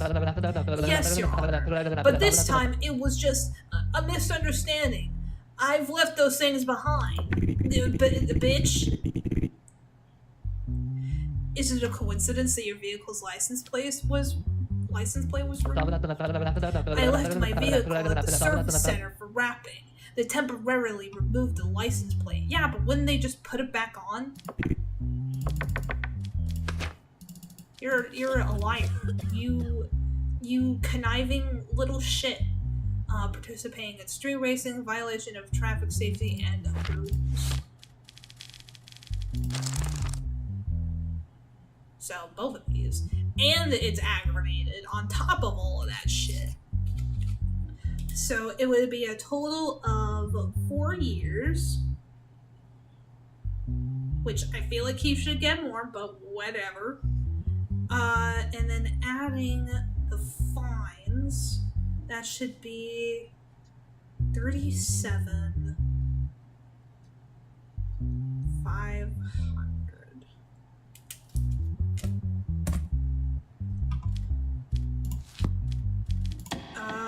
You're going to jail, bud. Imagine if I just deport him for no reason. That would be hilarious. But no. We're gonna be good to try and get ourselves a little bit in the clear, so that way we can avoid trouble.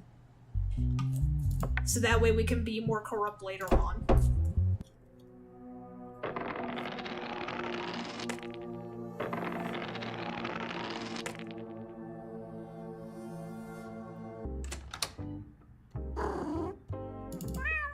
Oh, we're gonna end the day.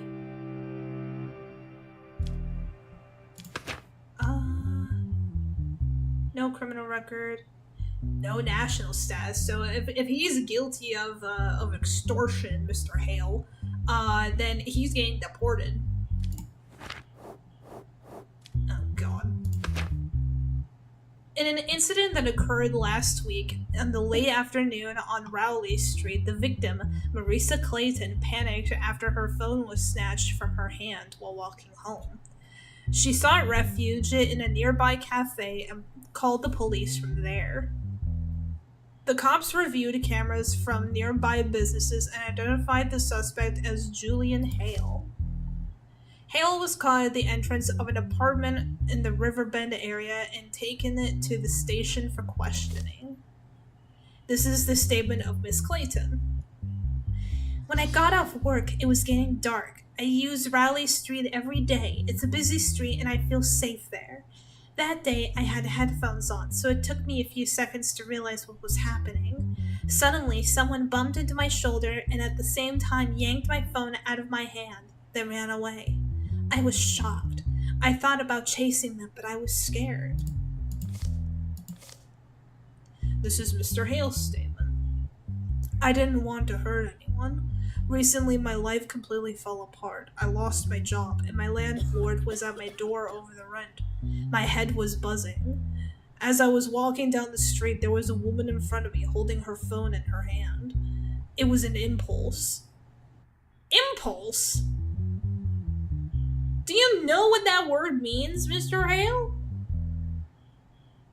The only thing I was thinking of in that moment was, if I sell this, I can get through the rent day. That's not impulse. That's desperation. Impulse would mean, like, it's, like, instinctive. And, if doing shit like this was an impulse, there would be a lot more people just swiping phones left and right. And, like, a lot of, like, kleptomania shit, and you're not in the negative for the mental health, so it would not be kleptomania.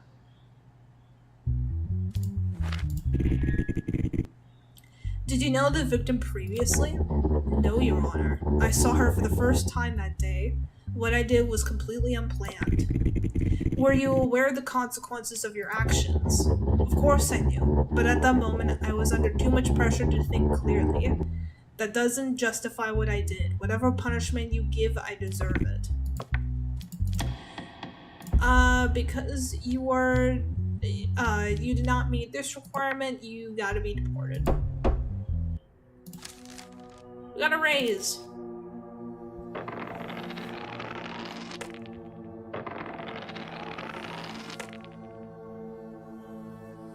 We don't really have a lot of opportunities to, like, be corrupt, do we? Withdrawal. It's our wife. Your wife wants a car. A weekly payment of $1,000 would be a total of 15 weeks of payments. Once accepted, the first installment is paid right away.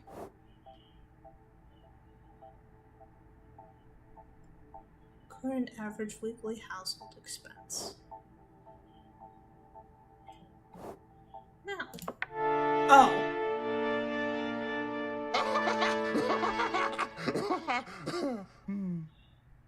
Oh.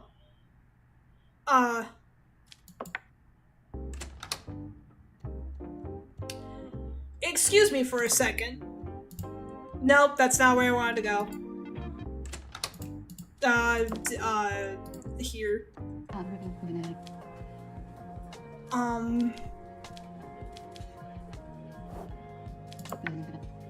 160 total, Jesus. 240? Alright. Now can I reject it? Okay. We're down to 10% sanity. The Caceria cartel carried out a bomb attack on the Parliament building. 19 civilians lost their lives and 2 members of Parliament were injured. The cartel leader has been captured. After the attack, law of execution was accepted. Those who are on trial for terrorism and other severe crimes will be executed. Not if I'm bribed. Not in this run. Oh, God. What if someone's convinced but has a no on both national status and sanity?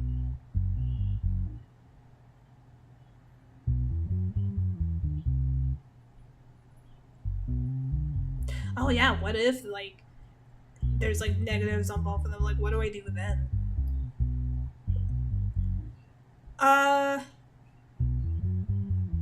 It is determined that all 5 attackers who detonated themselves at the scene were members of the Caceria cartel. Caceria cartel, sorry. In the extensive operations carried out into the attack, 18 cartel members have been captured.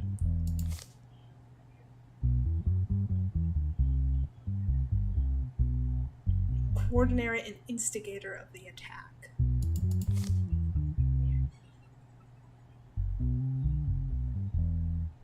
I'm just skimming. Because they slaughtered Jared Marcus. Dog, the mafia betrayed us. They sent my 2 best men to the grave right before our eyes. There was bound to be a price for that. Digital evidence.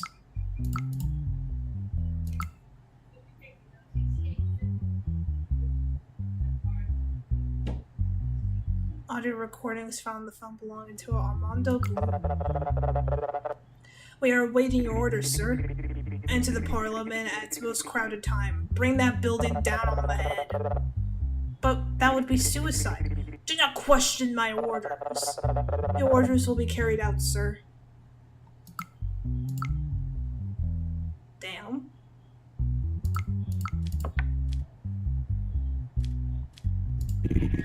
Are you regretful for the actions you planned? The only thing I regret is not being able to make you all suffer more. When you mentioned the Mafia in your statement, who exactly are you referring to? Can you name them? Being in this position today doesn't make you safe. They will surely test you too. Who knows, maybe you're already one of them.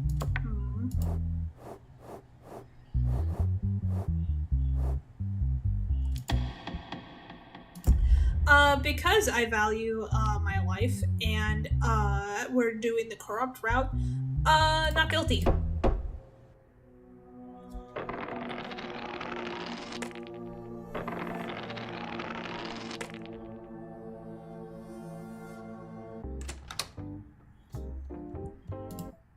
Oh no. Oh no, the wife is possessed. The wife is possessed.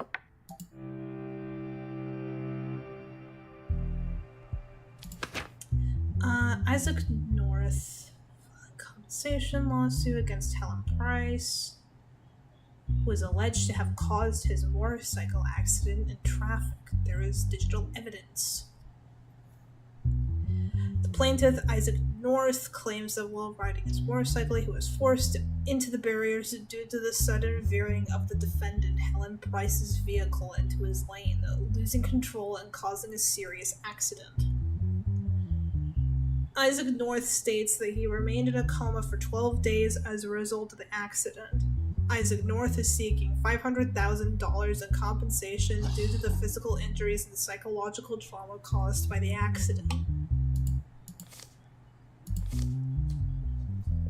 This is Mr. North's statement. I was driving at my normal speed and I wanted to overtake the car in front of me at a safe distance.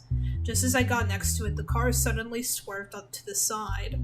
I got stuck between the barrier and the car. The engine lost control and I remember flipping over. The rest is completely black. When I woke up, 12 days had passed. What frustrates me the most is that the woman didn't even stop to look after knocking me down. This is Miss Price's statement.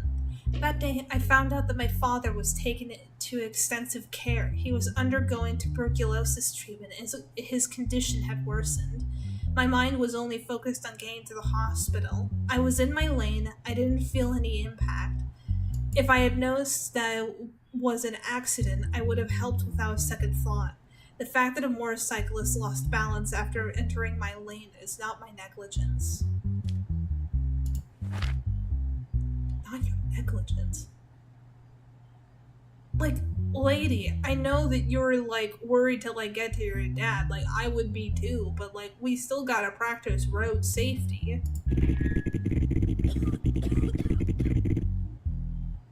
Mr. North, do you admit that you entered the other party's lane during the overtaking maneuver?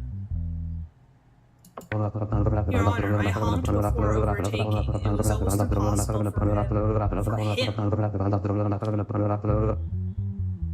to not see me, yet he gradually veered to the left.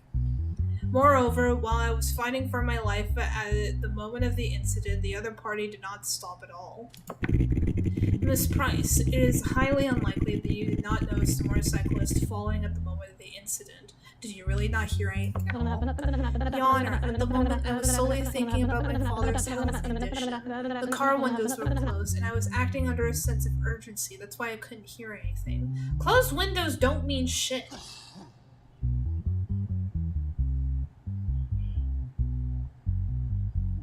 I've been in a car, and I've had to deal with, like, honking horns and shit, like, when, like, I'm sitting in a car and, like, someone else is driving, because I obviously can't drive.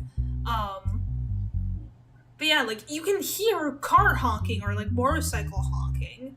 You can hear, like, engines revving up. You can hear, like, like in a lot of cases, if people like have their music loud enough, like you can hear and like it's sometimes even feel the music like other people are playing, because like it's like so loud and like you feel like your rib cage is like shaking. None of it's pleasant. So I call bullshit. You could have heard that shit.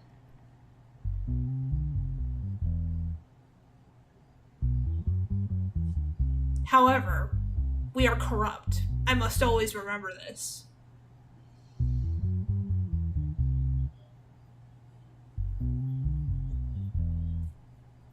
I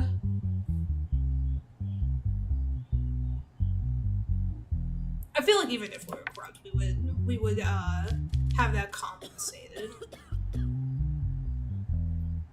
Mainly to mainly because we don't care about like her dad like suffering from tuberculosis, and because of like healthcare stuff, we as a corrupt judge, we want as much struggle with that as possible. Motorcycles also normally have loud music. Exactly, like she could have heard that.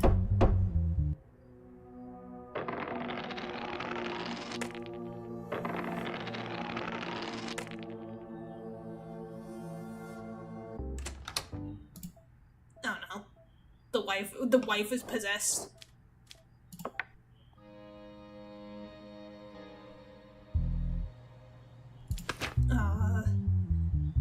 Alien Vornet. No criminal record. Mentally healthy. Has national status. Involuntary manslaughter. Carol Mojave urgently took his 2-year-old baby to the hospital at night due to severe discomfort. An X-ray examination revealed a foreign object in the baby's stomach. The baby's doctor, Elian Vornet, stated that the object had to be removed urgently through surgery. Dr. Elian Vornet, the surgeon responsible for the operation, informed the family that the surgery had gone smoothly and that the baby's condition was good.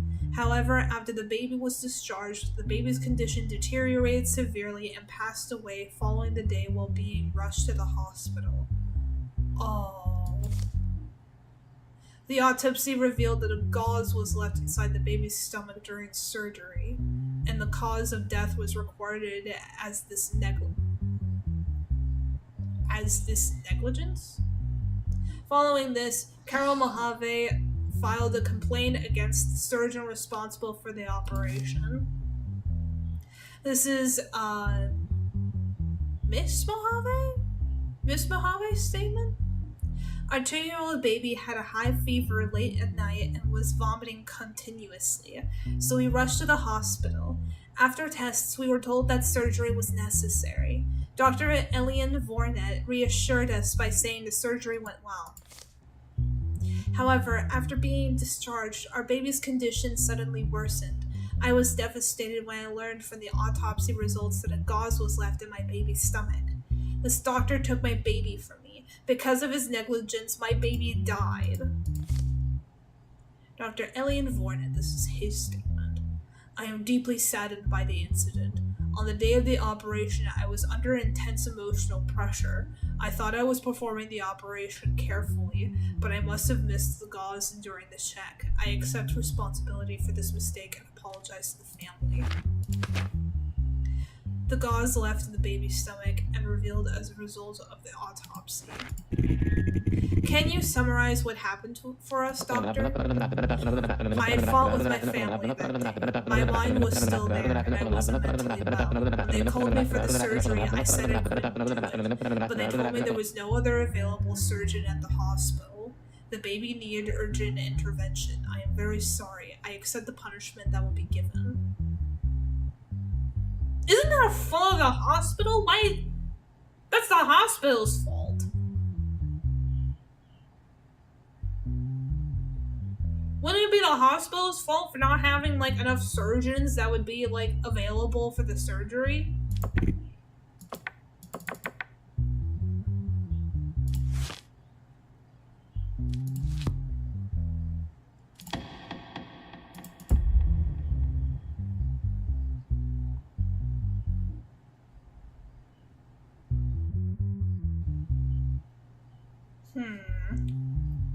What would a corrupt judge do? Involuntary manslaughter. He would get 4 years.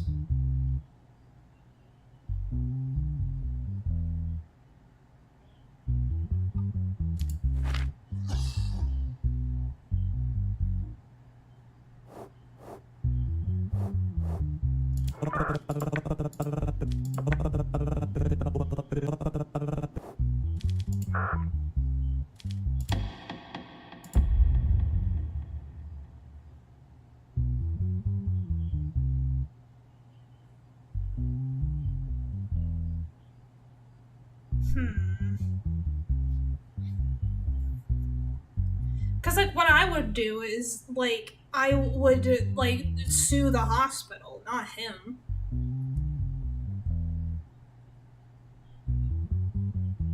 But I guess someone's gotta pay, you know? Set this as a reminder for the hospital to get their shit together. Nice.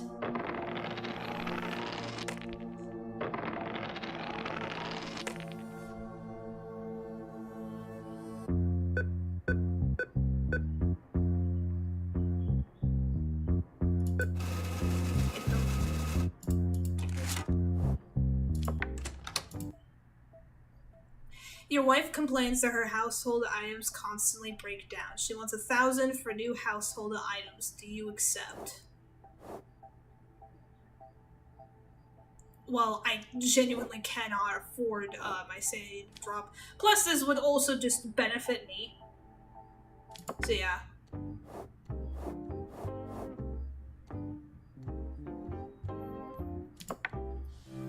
And they...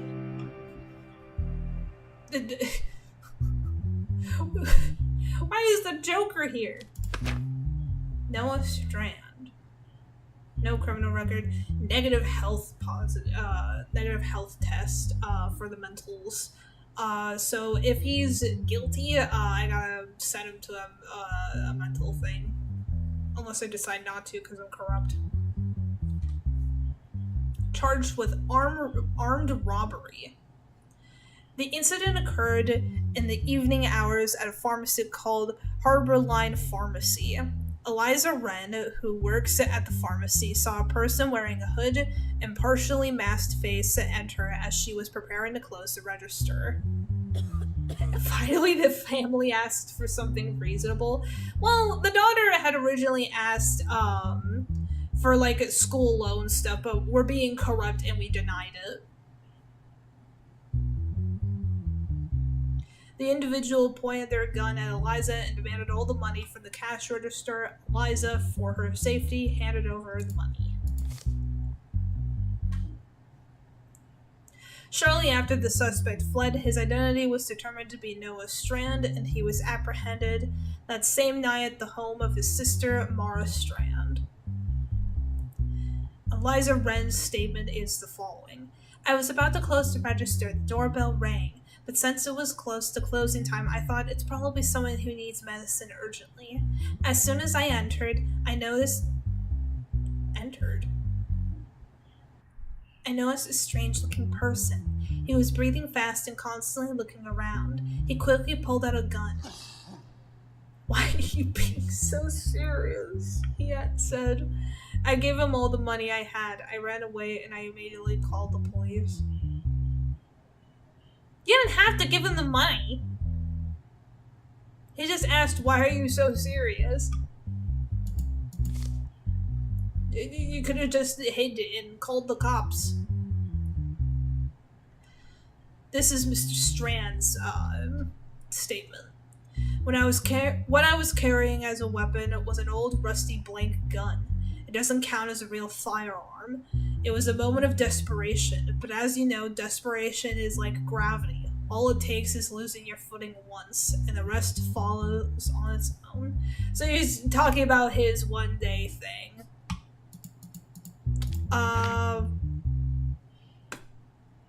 Let's talk.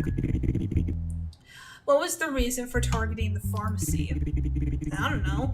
The woman working there always comes across as repulsive to me. Why did you commit the robbery wearing this outfit? Keeves didn't speak and watched their surroundings for a while. This is my daily outfit. Did you apply to social services to help because of your debts? Shall we go for a hamburger after you leave?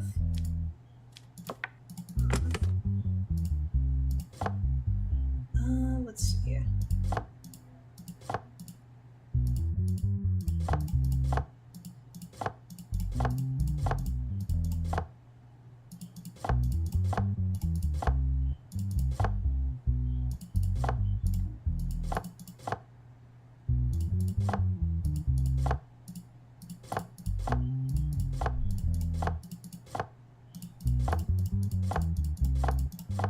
Goes there, that goes there, goes there, there.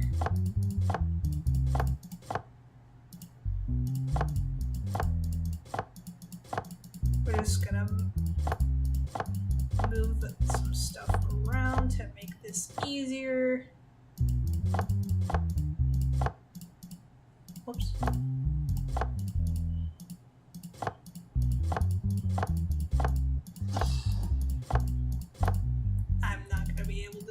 Do this relatively quickly, so if anyone needs to like get snacks at this time, now's a good moment, because this is gonna take a sec.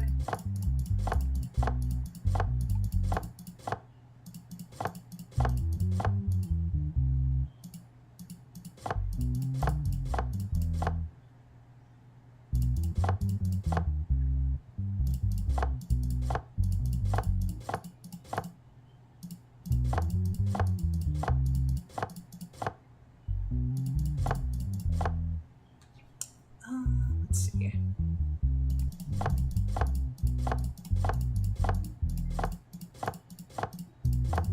There we go.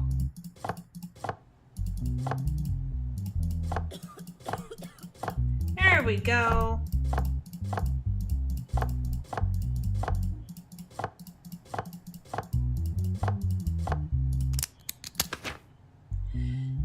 The blank firing gun found in Noah Strand's coat at the time of his arrest. Mental health medication found in his coat. There is one digital evidence in this case. Definitely him.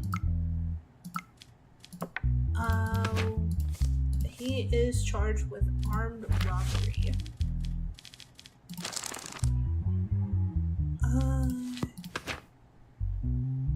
Oh yeah, he's got a mental thing. But if he truly is the Joker, of this world, execution.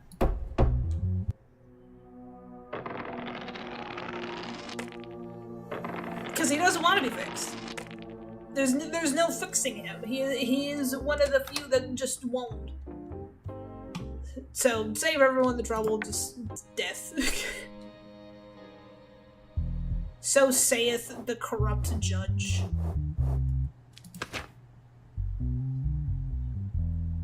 The allegation that author Michael Dorset violated the contract he signed with publisher Alfred Morgan, who published his book. I'm thinking this is probably going to be the last case for today, because my throat's starting to hurt a bit. Michael Dorset signed a publishing agreement with Polymall Publishing House for the printing and distribution of his book titled... What the fuck?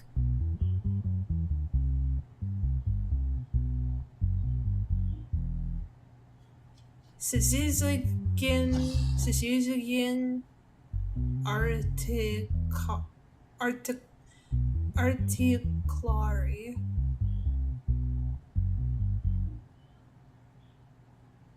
The fuck? The contract clearly states that if the book does not reach at least 20,000 sales within 2 months, Dorset will pay $175,000 in expenses to the publishing house.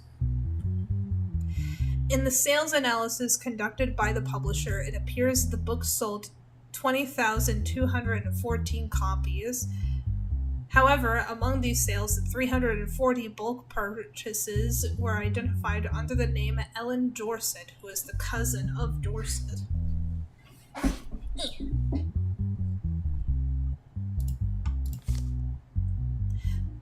The plaintiff, Alfred Morgan, asserts that bulk purchases artificially inflated the sales figures, and therefore the sales guarantee cannot be considered fulfilled. The plaintiff requesting that the payment be made. Ellen Dorset will be heard as a witness in the case. 340 to Ellen Dorset. The debt agreement made between Michael Dorset and the book publisher. I mean, she bought them. That's my thing. Like, she did buy them.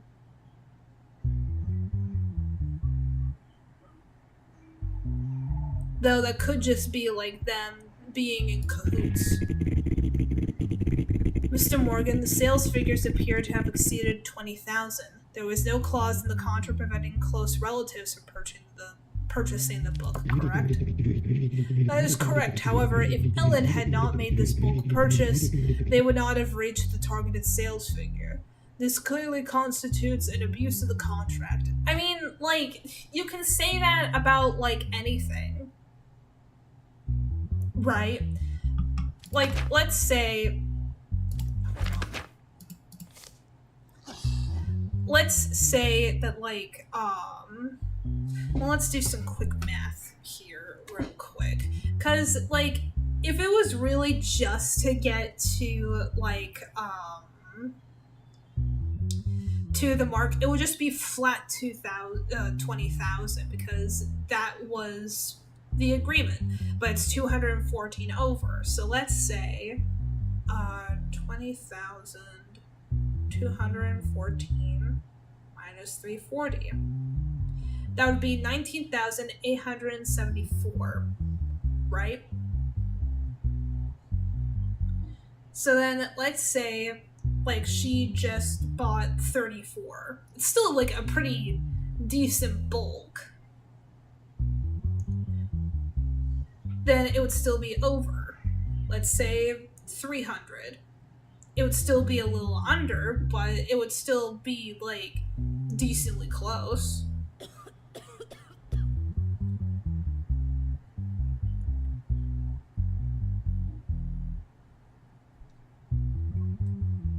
Why she would want 340 books?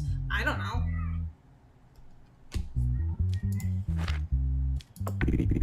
Miss Ellen, did your cousin ask you to make this purchase of 340 copies? No, Your Honor. Michael only informed me that his book had been published. I purchased a large number to support my cousin and to give the books as gifts to many people around me. You know 340 people? I guess I shouldn't judge, just solely because I don't have that big of a social life. It is decided that a penalty payment of $175,000 will be paid to Alfred Morgan due to breach of contract. It was decided that no payment would be made since the contract was not breached.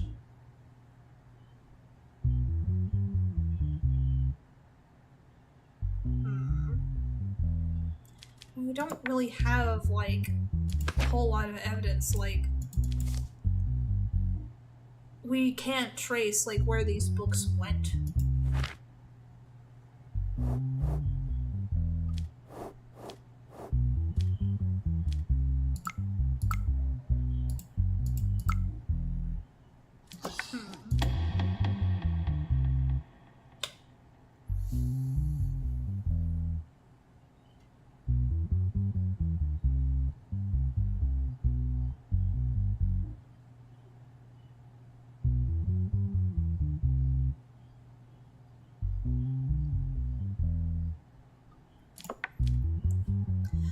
I would say that because I feel like even with, like, people who are, like, at least relatively popular, like, no one knows, like over 300 people. I would even, like, go as far to say is, like, no one even knows more than 100.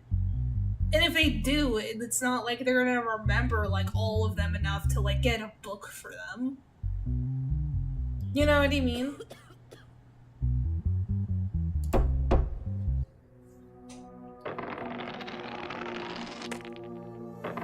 And besides, trying to make sure that it's not, like, precisely, well, shit.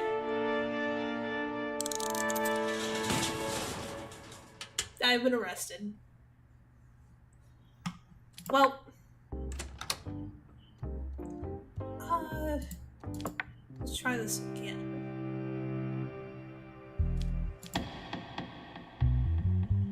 Can I just simply try this again?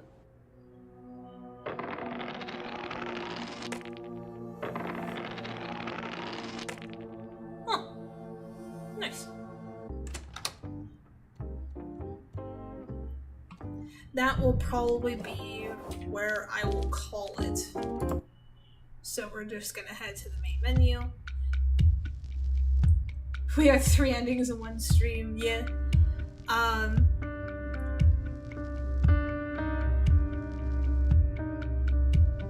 But thank you so much for everyone who came to the stream. I really appreciate it. I wish I could do more, but my throat's killing me. And I'm also starting to get hungry and all that. I still don't really know what I'm gonna do for Monday. I honestly haven't been just trying to relax lately and all of that, so I haven't been thinking about it much. But I do know what we're doing Wednesday, and that's the Freezeria game, and then like maybe we can continue the Corrupt Judge stuff for Monday, and then Friday we'll go back to Mouse PI for hire. I think that's probably that's what we'll do. Get like a decent break from that. Yeah, that's probably what I'll do. But yeah, thank you again everyone who came to the stream, and I will see you guys on Monday with more